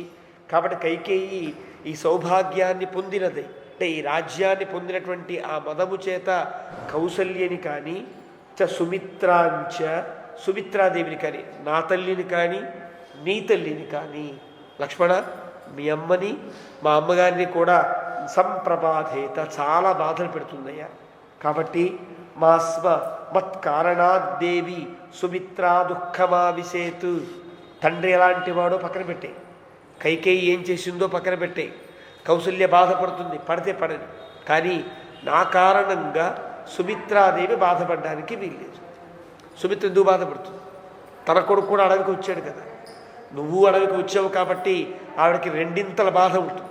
అదే కనుక సుమిత్రకి బాధ కలిగించకుండా ఉండాలి అంటే, సుమిత్రాదేవిని ఓదార్చాలి అంటే, లక్ష్మణ అయోధ్యాం ఇతః ఏవత్వం కాల్యే ప్రవిశ లక్ష్మణ, నీవు వెళ్ళిపోవలసింది అంటాడు రాము. ఇదంతా విన్నాడు. క్షుద్ర కర్మాహి కైకేయి, మొహంలో ఎలాంటి విక్రియ లేదు లక్ష్మణస్వామికి, వెళ్ళే ఆలోచనలో తాను లేడు. ఇంకా చెప్తాడు, క్షుద్ర కర్మాహి కైకేయి, నా మాట వినవా, చాలా పాపాత్మురాలయ్యా కైకేయి. కాబట్టి ద్వేష్యం అన్యాయమాచరేతు, చాలా అన్యాయం చేస్తుంది. పరిదద్యా హి ధర్మజ్ఞే భరతే మమ మాతరం. నా తల్లికే కాదు, నీ తల్లికి కొంచెం కష్టాన్ని కలిగిస్తుంది. నూనం జాత్యంతరే కస్మిన్ స్త్రియ పుత్రై వియోజితా జనన్యా మమ సౌమిత్రే తస్మాదేతత్ ఉపస్థితం. వాడు ఎంత ఎంత కష్టం కలిగిస్తుంది అంటే, జాత్యంతరే కస్మిన్ స్త్రియ పుత్రై వియోజిత. ఆవిడ ఎప్పుడైనా సరే ఆ తల్లి తన కడుపున పుట్టిన పిల్లాన్ని ప్రేమించినంతగా మరొక తల్లి కొడుకుని ప్రేమించే అవకాశం ఉండదు కదా. కాబట్టి ఈ తల్లిని ప్రేమించదు, మనని ప్రేమించదు. కాబట్టి మనని ప్రేమించకపోవడం, మనం దూరం అయ్యాం కాబట్టి ఇబ్బంది లేదు. కానీ ఆ అయోధ్యలోనే ఉండేటువంటి సుమిత్రని కైకేయిని కూడా చాలా ఇబ్బంది పెట్టే అవకాశం చాలా మెండుగా ఉంది. కాబట్టి మయాహి చిరపుష్టేన దుఃఖ సంవర్ధితేన చ విప్రాయుజ్యత కౌసల్య ఫలకాలే ధిగస్తుమ. ఎంత దురదృష్టవంతురాలు కౌసల్య. మయాహి చిరపుష్టేన, చాలా కాలం నుంచి, చిన్నప్పటి నుంచి కూడా ఒకే ఏకపుత్ర, ఒకే కుమారుడు కదా. ఒకే కుమారుడితో ఉండే కౌసల్య చిన్నప్పటి నుండి నాకు ఎప్పుడు యువరాజ్య పట్టాభిషేకం చేస్తారా, ఎప్పుడు కిరీటం పెడతారా, ఎప్పుడు పొంగిపోదామా అని చూస్తుంది. చిరపుష్టేన, చాలా కాలంగా ఇదే అభిప్రాయంతో ఉందాడు. అలాంటి ఆవిడ దుఃఖ సంవర్ధితేనచ, ఒక్కసారి దుఃఖాన్ని పెంపొందించేటట్టుగా అయిపోయాను. విప్రాయుజ్యత కౌసల్య, నేను ఆవిడకి దూరం అయిపోయాను. ఫలకాలే ధిగస్తుమ, చాలా ఆవిడ ఆనందించవలసినటువంటి సమయంలో నేను ఆవిడకి దూరం అయ్యా. ఇది రాముడి యొక్క బాధ. అంటే ఉదాహరణకి ఒక తల్లి ఉందనుకోండి. ఒక తల్లి కనుక పిల్లవాడు చాలా ప్రయోజకుడై కార్లలో తిరుగుతూనో, చక్కగా ఏదో విదేశాలు తిరుగుతూనో, బాగా సంపాదిస్తూనో, సుఖంగా మంచి పదవిలో ఉన్నప్పుడు ఆనందపడాలి అని ఉంటుంది. అలా ఆనందపడేంత వరకు పిల్లవాడిని పెంచింది. ఆనందపడే సమయంలో పిల్లవాడికి అలాంటి పదవి చిక్కల, లేదా అలాంటి యోగం చిక్కల, సౌఖ్యం చిక్కల. కానీ ఆ పిల్లవాడు తను విరాగంతో ఉన్నాడు. పర్వాలేదు, మళ్ళీ ఎప్పుడన్నా వస్తుంది అనే విరాగంతో ఉన్నాడు. కానీ ఆ పిల్లవాడికి కలిగే బాధ అంటే ఇప్పటిదాకా నన్ను ఎలా చూడాలనుకుందో తల్లి అలా చూడలేకపోయింది కదా అని బాధ ఉంటుంది తప్ప తనకి రాజ్యం దక్కలేదని ఉండదు, తనకి పదవి రాలేదని ఉండదు. అంటే తన బాధ తనకి దక్కలేదన్న దానికంటే తనకు దక్కుతుందని ఇన్నాళ్ళు ఆశపడ్డ కౌసల్య యొక్క మాట నెరవేరలేదు, ఆవిడ యొక్క కోరిక నెరవేరలేదని బాధే ఉంటుంది. కాబట్టి ఈ బాధని ఇక్కడ రావడం అన్వయించుకుని చాలా బాధపడతాడు. చాలా విలప్య బహు అంటాడు వాల్మీకి, చాలా ఏడ్చాడు అని అంటాడు. ఏడవడానికి గల కారణం రాముడికి తన రాజ్యానికి దూరం అయ్యాడని కాదు, కౌసల్య యొక్క ఆ కోరిక తీర్చలేకపోయాను నేను అనే అభిప్రాయమే ఇక్కడ కనిపిస్తుంది. దానికి ఉదాహరణగా ఇక్కడ ఉండే శ్లోకాన్ని చెప్తారు. మాస్మ సీమంతిని కాచిత్ జనయేత్ పుత్రమీదృశం సౌమిత్రే యోహమంబాయా దద్విశోకమనంతకం. ఎంత ఆనందపడిందో, ఎంత ఆశపడిందో. నాలాంటి దురదృష్టవంతులైన కుమారుణ్ణి కంది కాబట్టే ఆవిడ కష్టాన్ని పడుతోంది అని మన్యే ప్రీతి విశిష్టాస మత్తో లక్ష్మణ శారిక యస్యాహ తచ్చుయతే వాక్యం సుఖపాదమరేర్దశ. ఇది అన్వయం కుదరనటువంటి శ్లోకంలా అనిపిస్తుంది. కౌసల్యాదేవి 2 పక్షుల్ని పెంచుకుంది ఇంట్లో, ఒక గోరువంక, ఒక చిలుక. ఈ 2 ఉన్నాయి. గోరువంక మాట్లాడగలిగే జాతికి చెందినది, చిలుక మాట్లాడుతుంది. ఎంత నేర్పిస్తే అది జాగ్రత్తగా తేలికైనటువంటి గురువుల పదాలు కాకుండా లఘు పదాలు, విరళమైన పదాలు పలకడానికి ఇబ్బంది ఉండదు. వాటికి ఉండేటువంటి ఆ నాల్క యొక్క స్థితి అగ్నిహోత్రుడు శపించాడని కాదంబరిలో చెప్తారు. పక్షులకు కూడా ఇదివరకు మాట్లాడే ఒక అవకాశం ఉండేది, అన్నింటినీ శపించాడు. తర్వాత ఒక చిలుకకు మాత్రం ఆ జాతికి చిన్న మినహాయింపించి అప్పుడప్పుడు మాట్లాడతావులే అని శాపం గోచరం ఇచ్చాడని మనకు ఆ కథ తెలుస్తుంది. పురాణాంతరంలో కథ ఉంటుంది. కాబట్టి ఇక్కడ ఈ చిలుక గోరువంక మాట్లాడేటట్టుగా నేర్పుకుంది. కౌసల్య యొక్క అంతఃపురంలో ఉంటాయి. అలాంటి ఒకనాడు కౌసల్య ఆరాధన చేసి దేవుడికి నివేదన చేద్దామని పరమాన్నాన్ని ఏర్పరిచింది. పరమాన్నాన్ని దేవుడి దగ్గర పెట్టింది. ఆడ కళ్ళు మూసుకుని పూజ చేస్తోంది, ఏదో చేస్తోంది. ఒక పిల్లి వచ్చింది. పిల్లి పాయసం తినబోతున్న సమయంలో గోరువంక మాట్లాడుతుంది. ఓ సుఖ పాదం అరేహే దశ. అగో మన కౌసల్య యొక్క శత్రువు వచ్చాడు పిల్లి. అంటే చాలాసార్లు వచ్చి ఉంటాడు, చాలాసార్లు పాయసం పెట్టినప్పుడల్లా వాడు తినేసి ఉంటాడు. ఇవి గమనించాయి ఈ గోరువంక చిలుక. కాబట్టి మళ్ళీ పాయసాన్ని ముట్టుకోవడానికి ఆ పిల్లి వచ్చాడు. నువ్వు గమవారు దగ్గర ఉన్నావు కదా, వెంటనే దాని కాలు కొరికి దాన్ని పంపించేట్టుగా చెయ్యి అని గోరువంక చెబుతూ ఉంటే కౌసల్యకి మెలకు వచ్చి చూసి అబ్బా నా కోసం ఈ రెండు కూడా ఎంత ప్రేమను పెంచుతున్నాయని గోరువంకని ముద్దాడింది అని మనకి రామాయణంలో చెప్తారు. మన్యే ప్రీతి విశిష్టాస మత్తో లక్ష్మణ శారిక యస్యాహ తతు శ్రూయతే వాక్యం సుఖపాదమరేర్దశ. అంటే కౌసల్య దేవుడికి నివేదన చెయ్యాలని పెట్టిన పరమాన్నాన్ని ముట్టుకోవడానికి వచ్చినటువంటి పిల్లినే అది కౌసల్యకి శత్రువయింది కాబట్టి దాన్ని లేకుండా చెయ్యి అని ఒక గోరువంక కౌసల్యకి ఆనందాన్ని కలిగించడం కోసం, కౌసల్యకి కష్టం కలిగించకుండా ఉండడం కోసం ప్రయత్నిస్తుంటే నేనేం చేశాను, ఆవిడకి అన్ని కష్టాలు ఏర్పరిచి వచ్చేసాను. అంటే ఒక గోరువంక చేసినంత పని కూడా నేను చేయలేకపోతున్నానయ్యా. మా తల్లి దగ్గర ఉండే గోరువంక మా తల్లిని ఇంకా ప్రేమగా చూసుకుంటోంది. తల్లికి ఎలాంటి కష్టము రాకుండా చేయాలని ఆ గోరువంక కథ చెప్పింది కౌసల్య. ఆ కథ గుర్తు రాముడికి. అంటే ఇలా అంది చూసేవాళ్ళన్నా గోరువంక ఇది నా ఆర్గింపు పాయసాన్ని కాపాడింది ఈ గోరువంక, నాకు ఎంత ప్రేమో అందిట. కాబట్టి కౌసల్యకి అంత ఆనందాన్ని కలిగించిన గోరువంక అంతా కూడా నేను చేయలేకపోతున్నానే తండ్రికి. కాబట్టి ఎంత దురదృష్టవంతుణ్ణి అన్నాడని ఈ శ్లోకాన్ని ఉటంకిస్తాను. ఈ శ్లోకంలో ఇలా ఊరుకో, రాముని యొక్క వేదాంతోపదేశమంతా ఈ శ్లోకంలో ఉన్నది అని పెద్దలు చాలా పెద్ద వ్యాఖ్యానం చేస్తారు. ఇక్కడ గోరువంక స్థానంలో గురువుగా నిలబడి ఉంటారు, చిలుక స్థానంలో భగవంతుడు పిల్లిని అవిద్యారూపంగా చూపించి ఇలా ఉంటుందయా మానవుని యొక్క జీవితము అని ఆత్మ పరమాత్మల యొక్క సంబంధాన్ని తెలియచేసే శ్లోకంగా వ్యాఖ్యానంలో తెలియజేస్తారు. వేదాంతంలోకి వెళ్ళకుండా మనం వెళదాం. ఇక్కడ ఉండే ఘట్టాన్ని మనం తెలియజేస్తారు. ఇక్కడ కౌసల్య పెట్టిన పాయసం ఆత్మస్వరూపమని, దానికి ఎలాంటి అవిద్య అంటుతున్న గోరువంక అనేటువంటి గురువుగారు భగవంతుడే ప్రార్థన చేస్తారు, నీవే వాడికి అవిద్య తొలగించాలి. గురువు దైవంతో సమానం తప్ప దైవం కాడు కదా. ఈ ఆత్మకి సంబంధించినటువంటి ఆటంకాలన్నీ తొలగించవలసిన వాడు భగవంతుడే. కాబట్టి భగవంతుడే ఆయన ప్రబోధిస్తాడు. గురువు భగవంతుని ప్రబోధిస్తాడన్న కారణం మనకి తిరుప్పావై ప్రారంభంలోనే గోదాదేవి యొక్క స్థితి ఎలాంటిదో, ఇటు భగవంతుడికి ఇటు జీవునికి కూడా తాను చెప్పే పాఠం ఎట్లాంటిదో ఈ శ్లోకంలో ఆ రకమైన భావన అంతా కూడా వ్యాఖ్యాతలు చేస్తారు. ఆ రకంగా గోరువంక చూపించినంత ప్రేమను కూడా నేను చూపించలేకపోతున్నానే అని రాముడు బాధపడి శోచంత్యాశ్చ అల్పభాగ్యాయా నకించిత్ ఉపకుర్వత పుత్రేణ కిమపుత్రాయా మయా కార్యమరిందవ. అంటే గౌరవంక చేసినంత పని కూడా చేయలేదే, అయ్యో నా స్థితి ఇంతకంటే నేనేం చెప్పుకోను లక్ష్మణ. అల్పభాగ్యాహి మే మాత, నా తల్లి చాలా అల్పభాగ్యులు, ఎంతో పొందాలనుకుంది, ఏమీ పొందలేకపోయింది. ఎన్నాడు దశరథుని వల్ల పెద్ద సుఖాలు అనుభవించాల, ఇకపైన నేను రాజునైతే సుఖంగా ఉందాం అనుకుందేమో తెలియదు, కానీ అది కూడా కాకుండా అయిపోయింది. కౌసల్య రహితామయ, నేను లేకుండా కౌసల్య తరేయ మిషుభి చేతే పరమ దుఃఖార్థ పతితా శోకసాగరి, చాలా బాధపడుతూ ఉంటుంది లక్ష్మణ.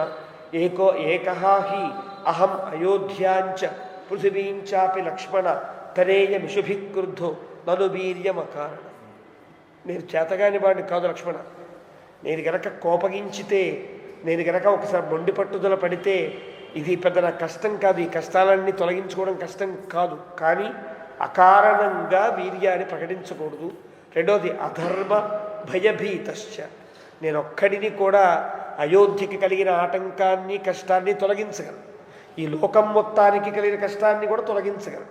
కానీ నాకు ఉండేటువంటి ఇది అధర్మ భయభీతశ్చ, అధర్మానికి భయపడుతున్నాను. నా తండ్రి గారి సత్యప్రతిజ్ఞను నేను నెరవేర్చవలసి ఉంది, తండ్రి గారి ఇచ్చిన మాటను నేను పాటించవలసి ఉన్నది. కాబట్టి నేను అధర్మానికి భయపడి ఆగుతున్నాను తప్ప నేను లెక్కలోది కాదు లక్ష్మణ అంటూ తన ప్రతాపాన్ని కూడా చెప్పాడు. అంటే ఇవన్నీ చెప్పడంలో తాత్పర్యం ఏమి అంటే, సుమిత్ర బాధపడుతోంది అంటే లక్ష్మణస్వామిలో చలనం లేదు. నా తల్లి బాధపడుతోందయ్యా, నేను లేను కదా, నా తల్లి ఏకపుత్ర, నేను ఒక్కడే కొడుకుని, నీ తల్లికి 2 కొడుకులు, నువ్వు అడవికి వచ్చిన శత్రుఘ్నుడు ఉంటాడు, కానీ మా అమ్మగారి సంగతి ఏంటి? కాబట్టి నువ్వు వెళితే తప్ప నువ్వు మా అమ్మకి కుమారుడిగా ఉండి ఆవిడ ఓదార్చు అని చెప్పాడు. చెప్పిన కౌసల్య యొక్క దుఃఖాన్ని చెప్పిన లక్ష్మణస్వామిలో ఎలాంటి చలనం లేదు సరిగదా. నువ్వేమవుతావు అనే భయం కలిగి నేను పెడతాననుకో, నువ్వు ఒక్కడైపోవా, సీతమ్మ ఒక్కదైపోదా అంటే నేను అంత గొప్పవాడిని తెలుసునా, ఎలాంటి కష్టాన్నైనా తొలగించుకోగలదు అంటూ తన యొక్క ఉపన్యాస పరంపరలో చెప్తున్నాడు. అంటే చెప్పే ప్రతి మాటకి ఒక భావాన్ని చెప్పాలి, లోపల ఒక భావం ఉంటే కదా ఒక మాట వస్తుంది. కానీ ఇక్కడ రాముడు అసందర్భమే అయినా కూడా ఇక్కడ ఎలాంటి కష్టాన్నైనా తొలగించుకోగలదు, నాకు ఎలాంటి కష్టము అనకూరదు అని చెప్పాడంటే నేను నన్ను రక్షించుకోగలను, నీవు అయోధ్యకి వెళ్ళు అని చెప్పినట్టు. కాబట్టి తేన లక్ష్మణ నా అద్యాహం ఆత్మానమభిషేచయే ఏతదన్యచ్చ కరుణం విలప్య విజనే బహు. ఇప్పటికిప్పుడు నేను పట్టాభిషేకం చేసుకోవాలనుకుంటే ఆపేవాడు ఎవడు లేడు లక్ష్మణ, కానీ చేసుకోను, నా ధర్మం, ఇక్కడే ఉంటాను నేను. కానీ నన్ను ఇబ్బంది పెట్టేటువంటి ఏ కష్టము ఉండదు, కాబట్టి నీవు వెనక్కి వెళ్ళవలసింది అంటూ బాధపడుతూ రాముడు విలప్య విజనే బహు అనేక రకాలుగా చాలా బాధపడ్డాడు. అశ్రుపూర్ణముఖ, ముఖమంతా కన్నీళ్లతో నిండిపోయింది అని వాల్మీకి చెప్పారు. ఈ చెప్పిన సందర్భంలోనే మన వ్యాఖ్యాతలు రాముడు తన రాజ్యం కోసం కాదని గుర్తించాలి. ఎందువల్లంటే నేను గనక తలుచుకుంటే నా రాజ్యం నాకు వస్తుంది అన్న రాముడు కూడా అడవిని పాటిస్తూ ఇంకా బాధపడుతున్నాడంటే కారణమే. బాధపడడం అవసరం లేదు కదా. అంటే కౌసల్య యొక్క బాధని కౌసల్య ఎంతో ఆశపడితే ఆశ నెరవేరకుండా అయిపోయిందనే బాధ మాత్రమే రాముడిలో ఉంది తప్ప వేరే ఇతర బాధ లేదని గుర్తించాలి అంటూ వ్యాఖ్యాతలు తెలియజేస్తారు. కాబట్టి ధ్రువ మధ్య విలప్య ఉపరతం రామం గతార్చిషమివానలం సముద్రమివ నిర్వేగం ఆశ్వాసయత లక్ష్మణ. అలాగ చాలా బాధపడుతూ ఉన్న రామచంద్రమూర్తి ఎప్పుడైతే కాస్త బాధ తగ్గిందో లక్ష్మణస్వామి మాట్లాడడం ప్రారంభించాడు. నైతదౌపైకం రామ ధ్రువమధ్య పురీరాజన్ అయోధ్యాయుధినాంబర నిష్ప్రభాత్వయి నిష్క్రాంతే గతచంద్రేవ శర్మది. లక్ష్మణస్వామి మాట్లాడుతూ అంటాడు, అన్న నువ్వు లేనిదే అయోధ్య ఏమాత్రం ప్రభ లేకుండా ఏదో కరెంటు లేని ఇంటిలాగా దీపం లేని ఇంటిలాగా నిష్ప్రభగానే ఉంటుంది తప్ప అయోధ్యకి మళ్ళీ వెళ్ళేటట్టు ఉంటుందా? నేను మళ్ళీ వెళతాను అయోధ్యకి, నేను వెళ్ళను. కాబట్టి నీవు లేని చోట అది ప్రభ ఉండదు, నువ్వు ఎక్కడ ఉంటే అక్కడే నాకు వెలుగు అనిపిస్తుంది. నిష్ప్రభాత్వయి నిష్క్రాంతే గత చంద్రేవ శర్వరి. ఒక చీకటి రోజుల్లో కనుక చంద్రుడు కనుక లేకపోతే ఆకాశం ఎంత చీకటిగా ఉంటుందో అంత చీకటిగా అయోధ్య ఉంటుంది.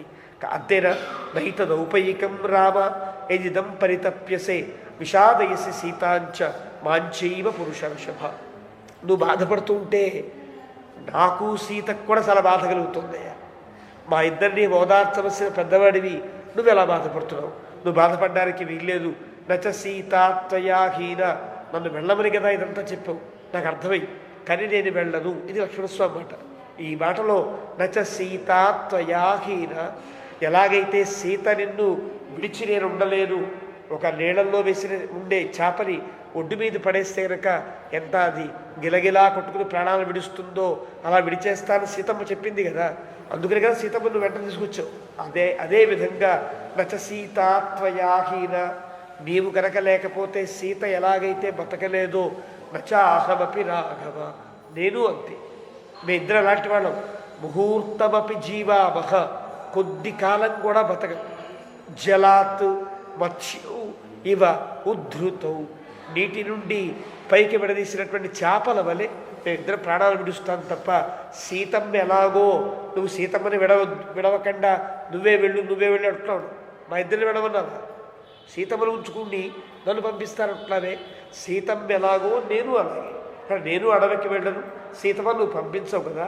సీతమ్మను ఎలాగైతే పంపించమో నన్ను పంపించవద్దు, నేను అడవికి వెళ్ళను, అయోధ్యకి వెళ్ళను. కారణం నీటి నుండి విడిపోయిన చేపల వల్ల నేను బతికేవాడిని కాను అని లక్ష్మణస్వామి. అంటే ఇంత మాటకి ఏది ప్రతిఫలం అంటే లక్ష్మణస్వామి యొక్క మాట ప్రతిఫలం మాట. రాముడు ఈ ఉద్దేశ్యంతోనే లక్ష్మణస్వామి చెప్పాడు కాబట్టే నువ్వు ఎంత చెప్పినా నేను వెళ్ళను అని లక్ష్మణస్వామి తీర్మానించాడు అని గుర్తించాడు. నహితాతం సశత్రుఘ్నం న సుమిత్రాంచ పరంతప సుమిత్రాం పరంతప ద్రష్టుమిచ్ఛేయమద్యాహం స్వర్గం వాపి త్వయా వినా. నహితాతం న శత్రుఘ్నం, నాకు తండ్రిగా రక్కర్లా, నువ్వు తండ్రి గారితో ప్రారంభించావు కదా, నాకు తండ్రి అక్కర్లా, నా తమ్ముడు అక్కర్లా, మా అమ్మగారు కూడా నాకు అక్కర్లా, నాకెవరూ అక్కర్లా. కాబట్టి తాతం శత్రుఘ్నం సుమిత్రాంచ పరంతప ద్రష్టుం ఇచ్చేయం అద్య అహం. నేను ఏమాత్రం వాళ్ళని చూడాలనుకోవట్లేదు శుభ, వాళ్ళని చూడాలనుకోవట్లేదు. స్వర్గం వాపిత్వయా విన, అది స్వర్గమే అయినా కూడా నాకు అవసరం లేదు. నువ్వు నన్ను మళ్ళీ అయోధ్యకి వెళ్ళు అని చెప్పే ప్రయత్నం చేయవద్దు. కాబట్టి తతస్తత్ర సుఖాసీనౌ నాతి దూరే నిరీక్ష్యతాం యగ్రోధే సుకృతాం శయ్యా భేయాతే ధర్మవత్సలు. ఇద్దరూ ధర్మవత్సలు. వాల్మీకి ప్రయోగంలో ఇద్దరూ ధర్మవాత్సల్యం కలిగిన ఇద్దరికిద్దరే తాము ఏదైతే ధర్మాన్ని అని పాటిస్తున్నారో ఆ ధర్మం యందు పూర్తిగా దృఢబుద్ధి కలిగిన వాళ్ళు వీళ్ళిద్దరూ కూడా. కానీ అలా మాట్లాడుకుంటూ సీతమ్మకి కొంచెం దూరంలో వీళ్ళిద్దరూ కూడా నాతి దూరే నిరీక్షత. సీతమ్మను చూచారు, హాయిగా ఆవిడ విశ్రాంతి తీసుకుంటుంది. ఆవిడకేం భయం, ఇద్దరున్నారు, రాముడు ఉన్నాడు, లక్ష్మణస్వామిని కాపాడడానికి ఆవిడకి ఇబ్బంది లేదన్నట్టుగా సుఖంగా పడుకుని ఉంది. సీతమ్మను చూచి ఇద్దరు కూడా క్రమంగా నిద్రలోకి జారుకున్నారు. స లక్ష్మణస్య ఉత్తమ పుష్కలం వచ. ఆ తర్వాత లక్ష్మణస్వామి చాలా మాట్లాడాడు. ఏం మాట్లాడాడంటే ఉత్తమ పుష్కలం వచ, ఉత్తమమైన పరిపుష్టి కలిగించేటువంటి పరిపుష్టి కలిగించేటువంటి మాటలు మాట్లాడాడు. ఆ మాటలు ఎంత ఉపయోగించాయంటే నిశమ్య చైవం వనవాసమాదరాత్ సమాహ సమస్తాః విదధే పరంతప ప్రపద్య ధర్మం సుచిరాయ రాఘవ. లక్ష్మణస్వామి ఇక్కడ మాట్లాడిన మాటల వల్ల ఇంకా లక్ష్మణస్వామిని ఎప్పుడూ కూడా నువ్వు మళ్ళీ అయోధ్యకు వెళ్ళు అనే ప్రయత్నం రాముడు చేయరా. ఎందువల్లంటే ఇక పూర్తిగా 14 ఏళ్ల వనవాసంలో ఏమాత్రం కష్టం కలగకుండా ఉండేటట్టుగా లక్ష్మణస్వామి చాలా మాటలు చెప్పాడు అంటూ వాల్మీకి చెప్పాడు. ఏం చెప్పాడో చెప్పాల, ఇదే బోధార్చం. నేను నిన్ను విడిచి ఉండలేను, నువ్వు లేకపోతే నాకు స్వర్గం కూడా అక్కర్లా, నాకు తల్లి అక్కర్లా, తండ్రి అక్కర్లా, తమ్ముడు అక్కర్లా. కానీ నువ్వు లేనిది నిష్ప్రభగానే ఉంటుంది, అది ఎలా పోతే నాకే, వాడు ఎలా అయినా పర్వాలా, నాకు నువ్వే కావాలి, నేనైతే వెళ్ళను. ఇది లక్ష్మణస్వామి యొక్క మాట. దాంతోపాటుగా తాను చెప్పినటువంటి మాటల్లో సీతను విడిచి ఉండలేనట్టుగా నేను ఉండలేను, కానీ నిన్ను విడిచి నేను వెళ్ళే అవకాశం లేదు అని చెప్పిన తర్వాత ఒక బలమైనటువంటి నిర్ణయాన్ని తీసుకుని లక్ష్మణస్వామి నాతో ఉన్నాడని గుర్తించిన రాముడు పూర్తిగా 14 ఏళ్ళు కూడా నాతో ఉండడానికి స్థిరపడ్డాడు అని అంగీకరించి ఇంకా అడవికి వెళ్ళడానికి వీళ్ళు సిద్ధపడ్డారు. తతస్తు తస్మిన్ విజనే వనే తద మహాబలౌ రాఘవ విషవర్ధనౌ నతౌభయం సంభ్రమం అభ్యుపేయతు యథైవ సింహౌ గిరిసానుగోచరు.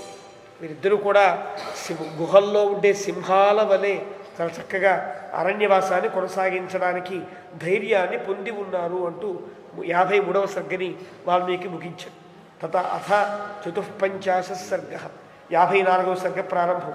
తేతు తస్మిన్ మహావృక్షే ఉషిత్వా రజనీం శివ విమలే అభ్యుదితే సూర్యే తస్మాత్ దేశాత్ ప్రతిష్ఠిని.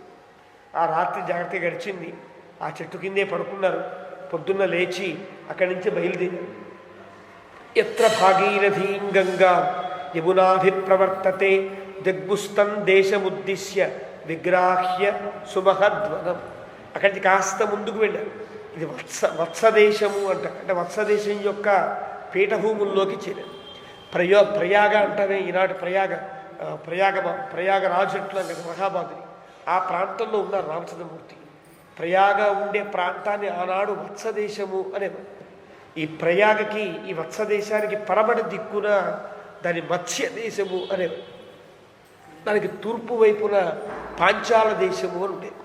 ఒకవైపు కోసల జనపదాలు అలా ఉండేటువంటి మధ్య భాగంలో వీళ్ళు ఉన్నారన్నమాట.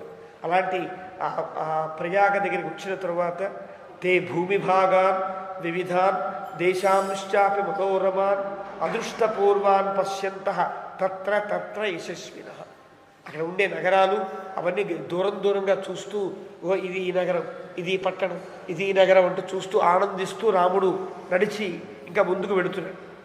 యథాక్షేమేణ గచ్చన్ సహ పశ్యంశ్చ వివిధాన్ ద్రుమాన్ నివృత్తమాత్రే దివసే రామ సౌమిత్రిమబ్రవీత్.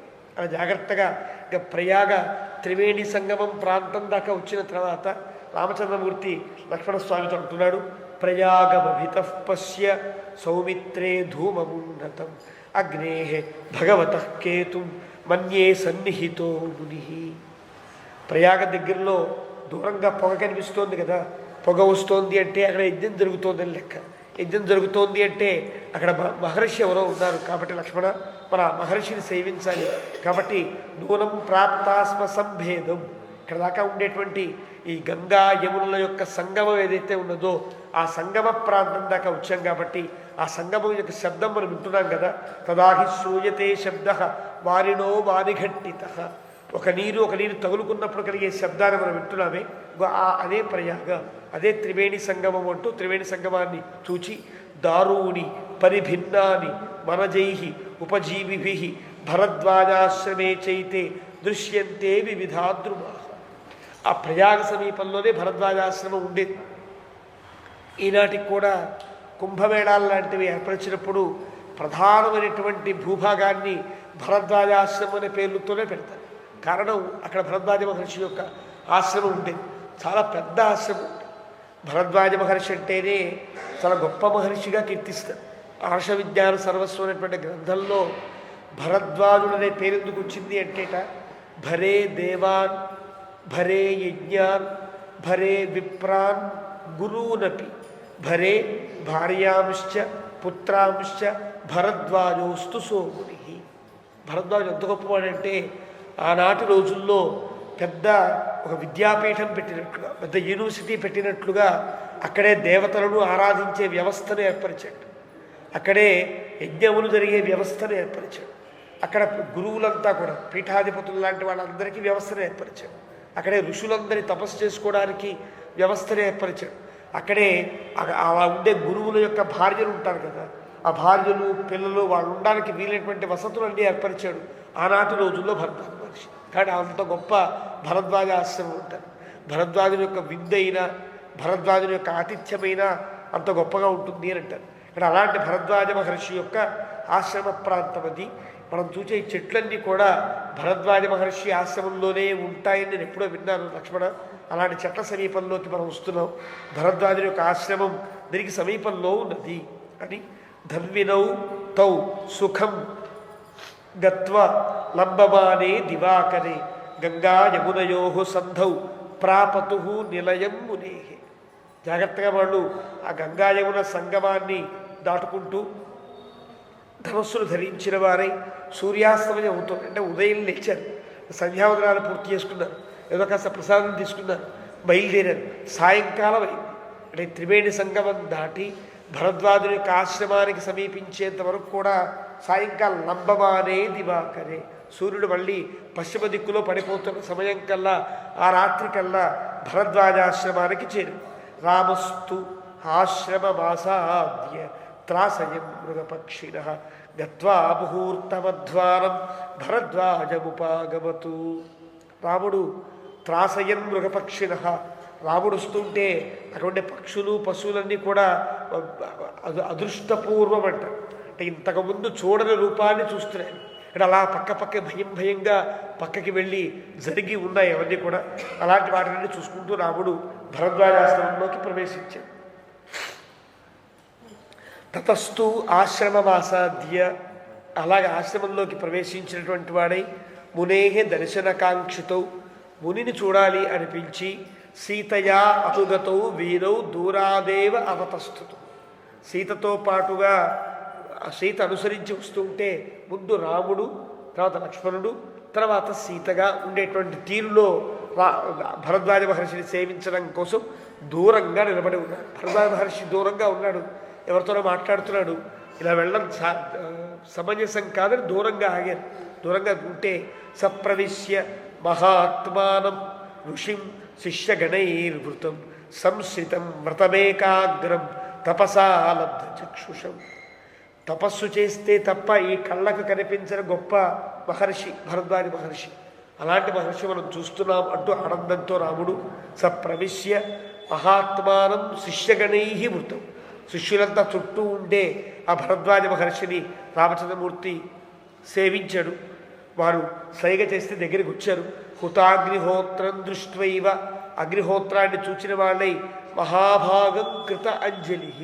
ఆ మహర్షికి కృతాంజలితో రాముడు సౌమిత్రిణా సార్ధం సీతయాచ అభ్యవాదయతు. అభ్యవాదయత్ అంటే ప్రవర చెప్పినట్లుగా, అంటే నేను ఫలానా దశరథుడు కుమారుణ్ణి, నా గోత్రం ఇది, ఎందుకు వచ్చా అని తన యొక్క స్థితిని అంతా చెప్పాలి. అలా చెప్పి నమస్కరించడాన్ని అభ్యవాదము అంటారు. అభివాదము అంటే అర్థం, అభివాదము అంటే గోత్రం చెప్పి నమస్కరించడం. అభ్యవాదము అంటే తన యొక్క పూర్తి సంకల్పాన్ని, అంటే తాను ఎవరి కుమారుడు, ఎక్కడ ఎందుకు రావాల్సి వచ్చింది, మిమ్మల్ని సేవించడానికి గల కారణమేమి, ఇవన్నీ చెప్పారు. అంటే ఏం చెప్పాడు? తండ్రి గారు అడవికి పంపించారు, ఇలా వచ్చాను, అడవిలోనే ఉండాలనే విషయాన్ని అంతా కూడా భరద్వాజ మహర్షి విన్నవించాడు.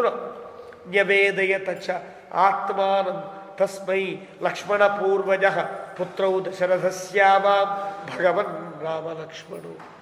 మేమిద్దరం కూడా దశరథ మహారాజు కుమారుడం, రామలక్ష్మణుడు అంటారు మమ్మల్ని. భార్యా మమ ఇయం వైదేహి కళ్యాణి జనకాత్మజ. జనకుని యొక్క కుమార్తె కళ్యాణి, చాలా శుభగురాలు నా భార్య. మాంచ అనుయాత విజనం తపోవనం అనిందిత. మా ఇద్దరితో పాటు అడవిలోకి తాను వచ్చింది. అనిందిత, ఆ రావాల్సిన అవసరం లేకపోయినా నా మీద ప్రేమతో వచ్చింది. అనిందిత అంటే అర్థం. నిందిత అంటే ఒక వెళ్ళాలి అనేటువంటి నెపం లేకుండా, వెళ్ళవలసినటువంటి బాధ్యత అవసరం లేకుండా కూడా వచ్చింది అని చెప్పడం. అలా అనిందిత తపోవనమాగత పిత్ర ప్రవ్రాజ్యమానం సౌమిత్రి అనుజ ప్రియ. నాకైతే నియమం ఉన్నది, కానీ తమ్ముడికి కూడా నియమం లేదు. నన్ను విడిచి ఉండలేక ప్రియుడై తాను నన్ను అనుసరించాడు అని అయం అన్వగవద్భ్రాత మనమేవ దృఢం వ్రత.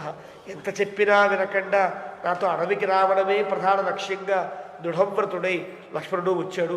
పిత్రా నియుక్త భగవన్. ఆ రకంగా మేము ముగ్గురము కూడా మా తండ్రి గారి చేత వనవాసానికి నియోగించబడ్డ వాళ్ళం.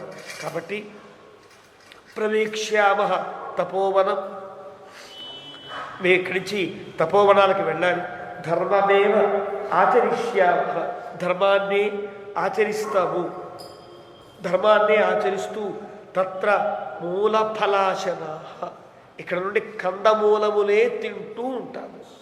కాబట్టి ఇంతకుముందు తిన్నటువంటిది ఏ రకంగానూ రాముని యొక్క తాపసాశ్రమానికి ఆటంకం కలగదని గుర్తించాలి. ఇది వ్యాఖ్యాత విషయం. ఇక్కడ దీక్ష పట్టారనుకో, రామదీక్షో నృసింహదీక్షో పట్టాలనుకున్నప్పుడు అంతకుముందు తనకు ఎలాంటి అలవాట్లున్నా, తన జాతిని పట్టో కులాన్ని పట్టో ధర్మాన్ని పట్టో రకరకాలు తినే అలవాటు ఉన్నప్పటికీ కూడా దీక్ష పట్టిన తర్వాత సంకల్పం చేసిన తర్వాత తినదు కదా. అదే స్థితిలో ఇక్కడ భరద్వాజ మహర్షి దగ్గర సంకల్పం చేస్తున్నారు. తండ్రి గారి చేత నియుక్తులమై ఇక్కడ నుండి తపోవనానికి ప్రవేశిస్తున్నాము. తపోవనం ప్రవేక్ష్యామ, ఇక్కడ నుండి తపోవనానికి మేము ప్రవేశిస్తున్నాం. కాబట్టి ఇకపైన మూల ఫలాశనాహ, మూలములంటే కందం, ఫలములంటే పండు, వీటినే తింటూ ఉంటాం. ఫలమూలాశనౌదాంతౌ తాపసౌ ధర్మచారిణం. ఎక్కడ చూసినా కందమూలములే తింటున్నారు, కందాలు ఫలాలు తింటున్నారని చెప్తారు వాల్మీకి. కాబట్టి ఇక్కడ నుండి ఉండేటువంటి విషయంలో రాముడిలో ఎలాంటి కళంకం చూసే అవకాశం ఉండదు. ఇక ముందు తిన్నటువంటి మాంసం కూడా అది ఏమాత్రం ధర్మ విరుద్ధం కాదని గుర్తించాలి అనేది వ్యాఖ్యాతుల యొక్క నిర్ణయం. ఆ రకంగా ఇక్కడ మహర్షి సమీపంలో, అంటే మహర్షి సమక్షంలో వీళ్ళు దీక్షను స్వీకరిస్తున్నారు. ఇక్కడి నుంచి తపోవనానికి వెళ్ళేటట్టుగా వీళ్ళు స్వీకరిస్తున్నారు. తస్య తద్వచనం శ్రుత్వా రాజపుత్రస్య ధీమతః ఉపానయత ధర్మాత్మ గాం అర్ఘ్యం ఉదకం తతః. అది విన్న తరువాత భరద్వాజ మహర్షి రాజపుత్రస్య ధీమతః, చాలా బుద్ధిమంతుడైన రాముడు. ధీమతః అంటే చాలా బుద్ధిమంతుడు అంటే అర్థం, తాను ఆతిథ్యం ఇచ్చిన ఆతిథ్యానికి తను ఏదో సంకల్పించిన తర్వాత అబ్బాయి నేను అన్నం తినండి, నేను కూరలు తిన్ను, దీక్ష పట్టాను అంటే మహర్షికి అది అవమానం కలుగుతుంది కదా. తాను ఆతిథ్యం ఇచ్చిన తర్వాత చెప్పకూడదు ఇప్పుడు కూడా, నేను ఫలానా వస్తువు తినను అనేది పెద్దల దగ్గర ముందు చెప్పి తాను ఆతిథ్యాన్ని స్వీకరించాలి తప్ప తినవేసిన తర్వాత అబ్బే ఇవేం తినండి నేను కందమూలాలే తింటాను అంటే మహర్షి యొక్క ఆతిథ్యానికి అమర్యాద ఏర్పడుతుంది. కానీ ఇవంతా ఆలోచించి రాముడు అడవిలోకి వెళతాము, కందమూలాలే తింటాము, మేము ముగ్గురము దీక్షాపరులం అయ్యాము అని చెప్పడంలో కారణం ధీమత, చాలా బుద్ధిమంతుడు రాముడు, అంటే ముందే విషయాలంతా తెలియజేశాడు అని ఉపాదయత ధర్మాత్మ. అందువల్ల భరద్వాజ మహర్షి గాం అర్ఘ్యం ఉదకంఠత, మహర్షులకు ఇచ్చేటువంటి తీరులో ఉండేటువంటి గాం అంటే అర్థం ఆవులు అని అర్థం కాదు. గాం అంటే ఆవులని కాకుండా మహర్షులకు ఇచ్చేటువంటి ఆతిథ్యం ఏదైతే ఉంటుందో ఆతిథ్యాన్ని భరద్వాజ మహర్షి కూడా సీతారామలక్ష్మణుడికి అందించాడు అని శ్లోకంలో ఉండే అన్వయం. ఆ రకంగా నానావిధాన్ అన్నరసాన్ వన్యమూల ఫలాశ్రయాన్ తేభ్యో దదౌ తప్తతపాహ వాసంచైవ అభ్యకల్పయతు. అనేక రకాల అన్నరసములను వన్యమూలములను అలాంటి వాటిని తేభ్య దదౌ తప్తతపాహ, చాలా తెలిసినటువంటి భరద్వాజ మహర్షి వారేమి తినడానికి యోగ్యమైనటువంటి అనరసములు ఉంటాయో వాటిని ఇచ్చి ఆ రకంగా ఆతిథ్యాన్ని ఇచ్చాడు. మృగపక్షిభిరాసీన మునిభిశ్చ సమంతత రామమాగతమభ్యర్చ్య స్వాగతేన ఆహతం ముని. మృగాలు పక్షులు అక్కడ ఉండేటువంటి లేళ్ళు కానీ పశువులు పశుపక్ష్యాదులు కానీ అన్నీ కూడా భరద్వాజ మహర్షి ఆతిథ్యం ఇస్తూ ఉంటే అవి కూడా ఆతిథ్యం ఇస్తున్న వాటిలాగా భరద్వాజ మహర్షిని అనుసరించాయి. అంటే అవన్నీ కూడా రాముణ్ణి ఆతిథ్యాన్ని ఇచ్చాయి. రామం ఆగతం అభ్యర్చ్య, రాముని గొప్ప అతిథిగా ప్రియమైన అతిథిగా అవన్నీ కూడా స్వాగతేన ఆహా. ఆ రకంగా మహర్షి స్వాగతాన్ని పలికాడు. హాయిగా ఉండి ప్రతిగృహ్యత తావర్చాం, ఆ భరద్వాజ మహర్షి ఇచ్చినటువంటి ఆతిథ్యాన్ని స్వీకరించిన తరువాత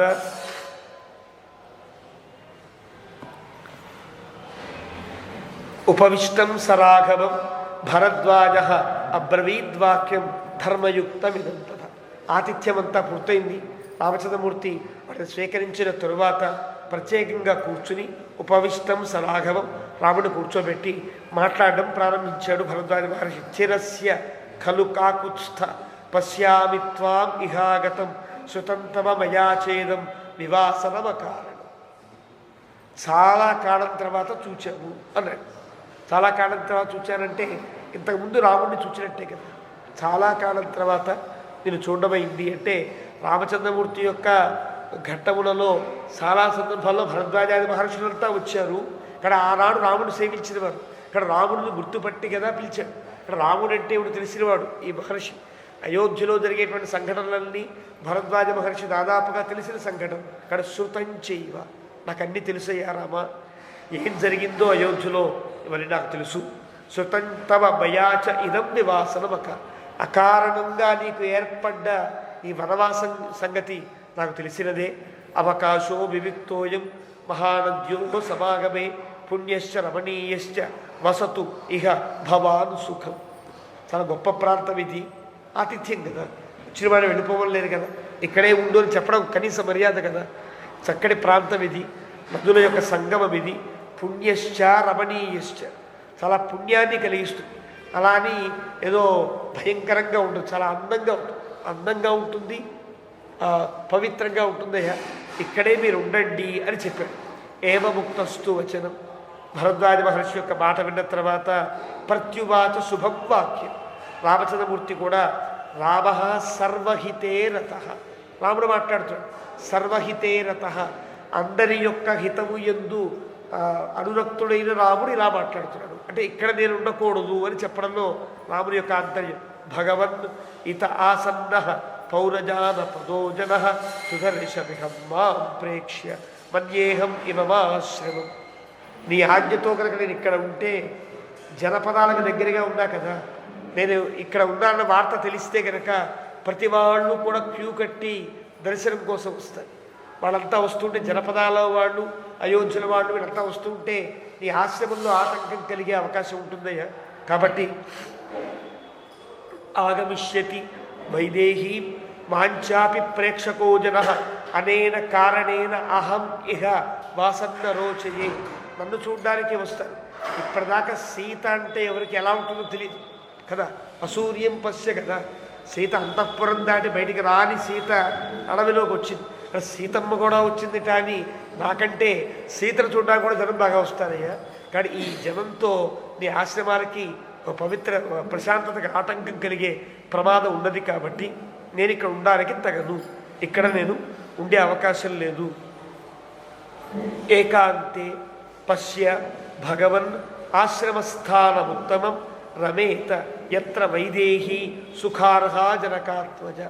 మేము సుఖంగా ఏకాంతంగా ఇలా జనపదాలకు దూరంగా మీకెవరికి ఆటంకం కలిగించని రీతిలో ఎక్కడ సీతమ్మ తల్లికి బాగుంటుందో, సీతమ్మకి ఎక్కడ బాగుంటుందో అక్కడ ఒక ప్రదేశాన్ని చెబితే గనక అక్కడ ఉంటాము అని చెప్పాడు. రాఘవస్య తతో వాక్యం అర్ధగ్రాహకం అబ్రవీతు. చాలా యుక్తియుక్తంగా రాముడు మాట్లాడాడు. నిజం కదా, పొరపాటుగా నేను ఇక్కడ ఉండు అంటే ఉండిపోయాడు. రామాయణ కథలా సాగదు. రామాయణ కథ సాగాలంటే రాముడు ఇక్కడ ఉండకూడదు, వెళ్ళాలి, అడవుల్లోకి వెళ్ళిపోవాలి. అదిగాక రాముడు చెప్పిన మాటలో ఉండే అర్ధగ్రాహకం అంటే ఒక విధానం. ప్రధాన ప్రశాంతంగా ఉండేటువంటి భరద్వాజ ఆశ్రమంలో ఇక పైన జనసంచారం ప్రారంభమైతే మళ్ళీ ప్రశాంతం దెబ్బతింటుంది. నా ఒక్కరి వల్ల ఈ ఆశ్రమాల్లో ఉండే మహర్షుల యొక్క తపస్సులకు భంగం కలుగుతుంది. ఇవన్నీ గుర్తించి రాముడు ఎంత బాగా మాట్లాడాడు. అర్ధగ్రాహకం అని అంటారు. అందుకే రాముడు మాట్లాడడానికి ముందు వాల్మీకి సర్వహితే రతః, అందరి హితము ఎందు ఒక అనురక్తుడైన రాముడు ఇలా మాట్లాడాను. ఇది గమనించిన భరద్వాజుడు ఆనందించను. అది రాముడి యొక్క మాటల్లో ఉండే ధర్మయుక్తత. ఆ రకంగా ఆనందించాడు. కాబట్టి దశక్రోశ ఇతస్తాత గిరి ఎత్ర నివత్స్యసి మహర్షి సేవిత పుణ్య సర్వత సుఖదర్శన. ఇక్కడి నుంచి 10 క్రోశుల దూరం కనుక వెళితే రామ, అక్కడ ఒక గొప్ప పర్వతం ఉన్నది. అది మహర్షి సేవిత. చాలామంది మహర్షులు అక్కడ తపస్సులు చేసిన వారు ఇప్పుడు లేరు. మహర్షి సేవిత అంటే అర్థం ఇదివరకు తపస్సులు చేసి ఉన్నారు. కాబట్టి నువ్వు అక్కడికి వెళితే నీ వల్ల ఆటంకం ఎవరికీ ఉండదు, నీ ఒక్కడమే ఏకాంతంగా ఉంటావు. అడిగావు కదా, ఇది వరకు మహర్షులు తపస్సు చేసిన చోటు కాబట్టి అది గొప్ప స్థలం, అది అక్కడ మీరు వెళ్ళి ఉండండి అంటూ ఒక ప్రాంతాన్ని సూచన చేస్తున్నాడు. గోలాంగూలానుచరిత వానరక్ష నిషేవిత చిత్రకూట ఇతి ఖ్యాత గంధమాదన సందీప. ఆ ప్రాంతానికి ఆ పర్వతానికి చిత్రకూటము అని పేరు. గోలాంగూల అనుచరిత, చాలా పెద్ద పెద్ద కొండముచ్చులు, కోతులు ఇవన్నీ కూడా ఆ ప్రాంతంలో ఉండేవి. అంటే అర్థం కోతులు కొండముచ్చులు ఉన్నాయి అంటే మీకు ఫలమూలాలకి ఇబ్బంది లేదు లెక్క. కోతులు ఎక్కడ ఉంటాయి? ఫలాలు కందమూలాలు ఉంటాయి కదా, ఉంటాయి. అంటే గోలాంగూల అనుచరిత అంటే కోతులు బాగా సంచరించే ప్రాంతము అంటే మీకు ఎలాంటి లోటు ఉండకుండా ఉంటుంది అని సూచన చేసినట్లు లెక్క. ఆ రకంగా చిత్రకూట ఇతి ఖ్యాత, దానికి చిత్రకూటం అని పేరు. గంధమాదన సన్నిభ, అది గంధమాదనంతో, గంధమాదన పర్వతం, ఆ పర్వతం నిండా కోతులే ఉంటాయి. ఆ కోతులకి ప్రత్యేక పర్వతం. ఆంజనేయ స్వామి అక్కడే కదా ఉంటాడని చెప్తాం. అలాంటి పర్వతం ఎంత గొప్పదో చిత్రకూటం కూడా అంత గొప్పదయ్యా. అక్కడ చిత్రకూట పర్వతానికి వెళ్ళవలసింది. యావతా చిత్రకూటస్య, అది ఎంత గొప్పది అంటే చిత్రకూట పర్వతం యొక్క గిరి శిఖరాలు కనుక దూరంగా చూచినా కూడా మనస్సులో ఎలాంటి పాప సంకల్పము ఎవరూ చెయ్యరు. నా కళ్యాణాది సమాధత్తే న పాపే కురుతే మనః. యావతా చిత్రకూటస్య నరః శృంగాని అవేక్షతే. చిత్రకూట పర్వతం యొక్క శిఖరాలు చూస్తే ఎవరికి మనస్సులో పాపపు సంకల్పం కలగదు. అక్కడ కళ్యాణాన్ని సమాధత్తే, అన్ని కళ్యాణాలే జరుగుతాయి అని చెప్పాడు. ఇది తర్వాత రాబోయే కథకు సూచన. తర్వాత రాబోయే భరతాదులంతా వస్తారు కదా, దానికి సూచనగా వాల్మీకి ప్రయోగించిన ప్రయోగం కాదు, భరద్వాజ మహర్షి చెప్పినటువంటి మాట. ఋషయః తత్ర బహవః విహృత్య శరదాం శతం తపసా దివమారూఢాః కపాల శిరసాసః. చాలా గొప్ప పర్వతం అని చెప్పా కదా. ఆ పర్వతం మీద చాలామంది మహర్షులు విహృత్య శరదాం శతం 100 ఏళ్ల పాటు తపస్సులు ఆచరించి తపసా దివమారూఢాః, స్వయంగా వాడు వైకుంఠాన్ని పొందారయ్యా. దివం అనే పదమునకు వైకుంఠమనే అర్థం. మహర్షులు గొప్ప తపస్సు చేసిన తర్వాత స్వర్గలోకానికో లేకపోతే ఇంకో లోకానికో వెళ్ళరు. గొప్ప తపస్సు, నిష్కామమైన తపస్సు ఎప్పుడు కూడా పరమపదాన్ని, పునరావృత్తి రహితమైనటువంటి లోకాన్ని కలిగిస్తుంది. ఇక్కడ వ్యాఖ్యాత ఇక్కడ దివం అంటే పరమ వ్యోమ ప్రాప్తవంత అంట. పరమవ్యోమ అంట. అలాంటి లోకాన్ని పొందారయ్యా. కానీ కపాల శిరసా సహా అంటే కపాల శిరస్కులై పొందారు. అంటే అక్కడ పూర్తిగా వాళ్ళు అక్కడ వారు జీవితాన్ని వదిలిపెట్టేస్తే ఆ వదిలిపెట్టిన జీవితం సశరీరంగా వాళ్ళు ప్రాణాన్ని స్వర్గ వైకుంఠాన్ని పొందినంత గొప్పతనంగా పొందారు. కపాల శిరసాస అంటే కపాల మోక్షములు జరగకుండా ఉండేటట్టుగా. అంటే వాళ్ళకి పూర్తిగా ఈ బ్రహ్మరంధం నుండి ప్రయాణం సాగిన తప్ప, అర్చిరాది ప్రయాణం సాగిన తప్ప వేరే ప్రయాణం సాగకుండా ఉండే గొప్ప కొండ, అంటే పవిత్రమైన కొండ. ఆ కొండ మీద మీరు ఉంటే మీ యొక్క లక్ష్యం కూడా ఉన్నతమైన లక్ష్యం నెరవేరుతుంది అని చెప్పడానికి అది ఒక సూచన. ప్రవివిక్తమహం మన్యే తం వాసం భవత సుఖం ఇహవా వనవాసాయ వస రామమయా సహ. ప్రవివిక్తమహం మన్యే చాలా బాగుంటుంది రామ అక్కడ ప్రాంతం. కాబట్టి అక్కడ మీరు ఉండడానికి అవకాశం చాలా ఉంటుంది. అక్కడ ఉండండి. తం వాసం భవత సుఖం, నీకు సుఖాన్ని కలిగిస్తుంది. ఇహవా వనవాస, లేదా ఇక్కడ ఉంటారంటావా ఇక్కడ ఉండు, అక్కడ ఉంటారంటావా అక్కడ ఉండు, అక్కడ బాగుంటుంది, ఇక్కడ నీకు సౌకర్యంగా ఉంటుంది. రాముడిని చిన్న పరీక్ష పెట్టేట్టుగా పెట్టాడు. భరద్వాజ మహర్షి రాముడికి పెట్టిన చిన్న పరీక్ష భరతుడికి పెద్ద పరీక్ష పెడతాడు. అది భరతుడి యొక్క సందర్భంలో మనం గమనించవచ్చు. కాబట్టి అన్నాడు రాముడు భరద్వాజ మహర్షి, రామ మయా సహా ఇక్కడే నాతో పాటు ఇక్కడే ఉంటారంటావా ఉండు, లేదా అక్కడ చాలా బాగుంటుంది అక్కడ ఉంటారంటావా అక్కడ వెళుదువు కానీ అని చెప్పాడు. సరామం సర్వకామైస్తం భరద్వాజ ప్రియాతిథిం సభార్యం సహజ భ్రాత్ర ప్రతిజగ్రాహ ధర్మవితు. అలాగ రామచంద్రమూర్తిని గొప్ప ప్రియమైన అతిథిగా పాటించి ఆతిథ్యాన్ని ఇచ్చి భరద్వాజ మహర్షి ధర్మాన్ని పాటించాడు. ఆ తర్వాత తస్య ప్రయాగే రామస్య తం మహర్షి ఉపేయుష ప్రసన్నా రజనీ పుణ్య చిత్రా కథయత కథా. ఆ రాత్రి సాయంకాలం అయిపోయింది. అక్కడ సంధ్యావందనాలు ఆచరించుకున్నారు. ఆచరించిన తర్వాత మహర్షిం ఉపేయుష, మహర్షి సమీపంలోనే రామచంద్రమూర్తి పడుకుని మహర్షితో కబుర్లు చెబుతూ చాలా కథలు విన్నాడు. చిత్రమైన కథలన్నీ భరద్వాజ మహర్షి ఆ రాముడికి చెప్పాడు అన్నాడు. సీతా తృతీయ కాకుత్స్థ, సీతతో కలిపి అంటే సీత లక్ష్మణ సహితుడై రాముడు భరద్వాజముని యొక్క ఆశ్రమంలోనే పడుకున్నాడు. ఆయన కుటీరంలోనే పడుకున్నాడు. అక్కడే భరద్వాజ మహర్షి చెబుతూ ఉంటే వీళ్ళ ముగ్గురు విన్నారన్నమాట. పరిశ్రాంత సుఖోచిత భరద్వాజాశ్రమే రమ్యే తాం రాత్రి అవసత్ సుఖం. చాలా ఆనందంగా గడిపారు ఆ రాత్రిని, సుఖంగా గడిపారు. ప్రభాతాయాంతు రజన్యాంతు భరద్వాజముపాగమతు ఉవాచ నరశార్దూల మునింజ్వలిత తేజసం. తెల్లవారిన తర్వాత భరద్వాజ మహర్షి వీళ్ళకంటే ముందే లేస్తాడు. మహర్షి కదా, ఆయన తపస్సును ఆచరించుకుంటున్నాడు, సంధ్యా అనుష్ఠానాలు. వీరంతా లేచి వీళ్ళ కాలకృత్యాలు పూర్తి చేసుకుని మళ్ళీ భరద్వాజ మహర్షి సమీపానికి వచ్చారు. రాత్రి శర్వరీ భగవన్నధ్య సత్యశీల తవాశ్రమే ఉషితాస్మ ఇహ వసతి అనుజానాతు ఓ భవాన్. రాముడు చాలా మర్యాదగా శర్వరీ రాత్రినంతా కూడా సత్యశీల సత్యమే శీలముగా కలిగినటువంటి భరద్వాజ మహర్షి తమ ఆశ్రమే ఉషితా, ఇక్కడ మేము గడిపామయ్యా. ఇహ వసతి అనుజానాతు, నువ్వు చెప్పిన వసతికి వెళ్ళడానికి మాకు అనుజ్ఞనివ్వలసినది అని రామచంద్రమూర్తి ప్రార్థించాడు. రాత్రియాంతు తస్యాం వ్యుష్టాయాం భరద్వాజ అబ్రవీదిదం మధుమూల ఫలోపేతం చిత్రకూటం వ్రజేతిహ. ఇక్కడ భరద్వాజుడు చెప్తున్నాడు, రాత్రి మీ వల్ల నాకు కూడా చాలా ఆనందంగా గడిచింది అని చెప్పిన తర్వాత, రామ ఇక్కడి నుంచి నువ్వు చిత్రకూటానికి వెళ్ళు. మధు మూల ఫలోపేతం, చక్కటి తేనె, తాగడానికి తేనె, మధుక రసము, అలాగే ఫలమూలములు కందాదులన్నీ దొరికేటువంటి ప్రాంతం అది. మీరు సుఖంగా వెళ్ళండి అంటే మళ్ళీ సూచన చేశాడు.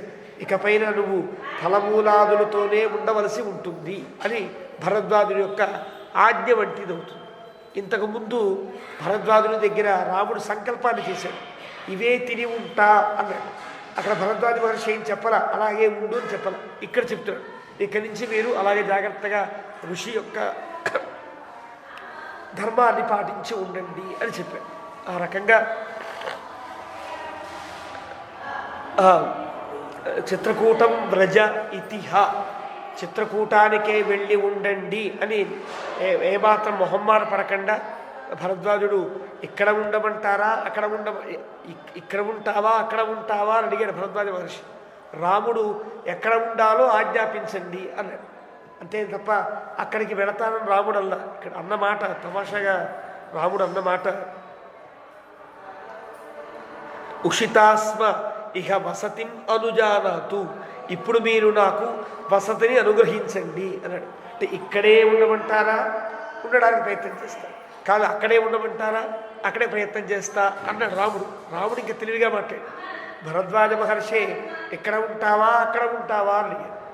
రాముడు ఏం చెప్పాలి, ఇక్కడే ఉంటానో అక్కడ ఉంటానని చెప్పాలి. అలా కాదు, మీరు ఎక్కడ ఉండమంటే అక్కడ ఉంటా అన్నాడు రాముడు. అప్పుడు అయితే అక్కడే ఉండు అన్నాడు. అంటే ఇక్కడ ఉండం అనేది భరద్వాజునికి సమ్మతం కాదు, రామచంద్రమూర్తికి సమ్మతం కాదు. అడవిలోకి వెళ్ళడమే సమ్మతం తన ముందు మాట్లాడిన మాటలను బట్టి. కాబట్టి వాల్మీకి వ్రజ ఇతి హ, భరద్వాజ మహర్షి అంత గొప్పగా చెప్పాడు. మొహమాటంగా అయినా ఇక్కడే ఉండు రామా అనకుండా అక్కడ వెళ్ళిపో అన్నాడే అని భరద్వాజ మహర్షి హ అని వాల్మీకి వర్ణించాడు. వాసం మౌపైకం మన్యే తవ రామ మహాబల నానానగ గణోపేత కిన్నరోరగ సేవిత మయూర నాదాభిరుత గజరాజ నిషేవిత గమ్యతా భవతా శైల చిత్రకూటస్య విశ్రుత. చాలా అందమైనటువంటి గణములతో నిండి ఉంటుంది. కిన్నర జాతికి చెందినటువంటి దేవతలంతా కూడా దాన్ని సేవిస్తూ ఉంటారు. ఉరగ సేవిత, జాగ్రత్త, అక్కడ పాములు కూడా ఉంటాయి. కిన్నర ఉరగ సేవిత, అనేక రకాల నాగజాతుల వాళ్ళు, కిన్నర జాతుల వాళ్ళు అంతా కూడా తిరిగేటట్టుగా ఉంటుంది. నెమళ్ళ యొక్క నాదంతో చాలా బాగుంటుంది. గజరాజ నిషేవిత అంటే ఒక్కొక్క ఉపమానము ఒక్కొక్క దానికి సంకేతం.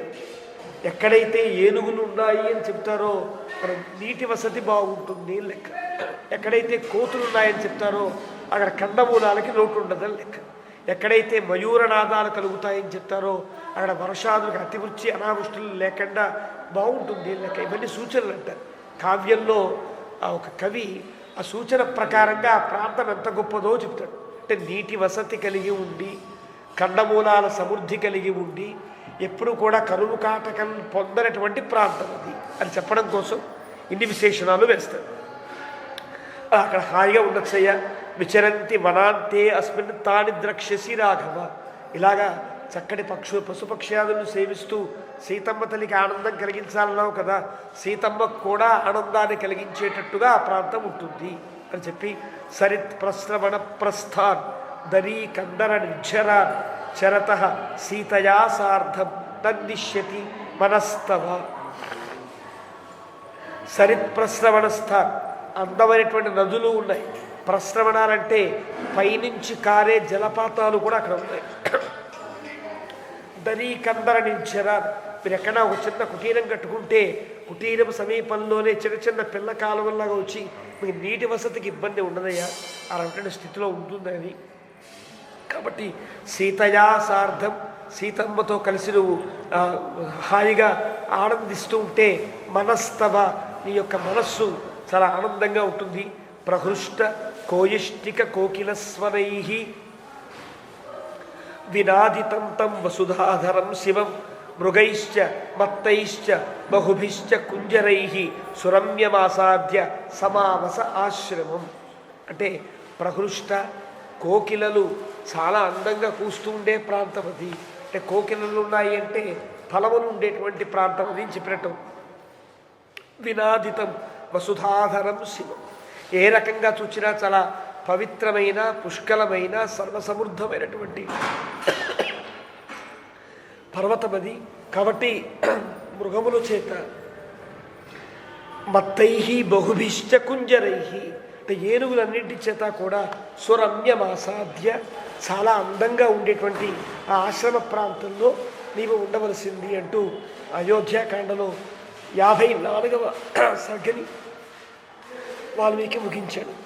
ఏమమే తత్పురావృత్తం ఆఖ్యానం బద్ధవస్తు ప్రవ్యాహరత విశ్రద్ధం బలం విష్ణో ప్రవర్ధత.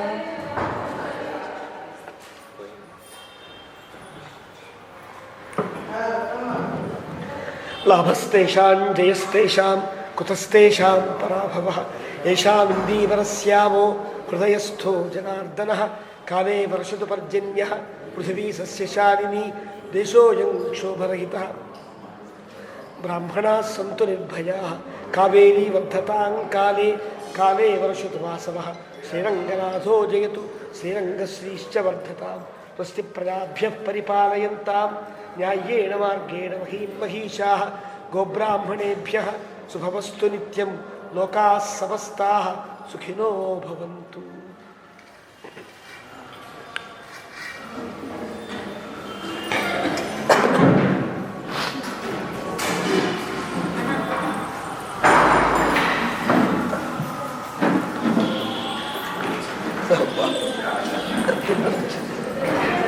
లాస్ట్కి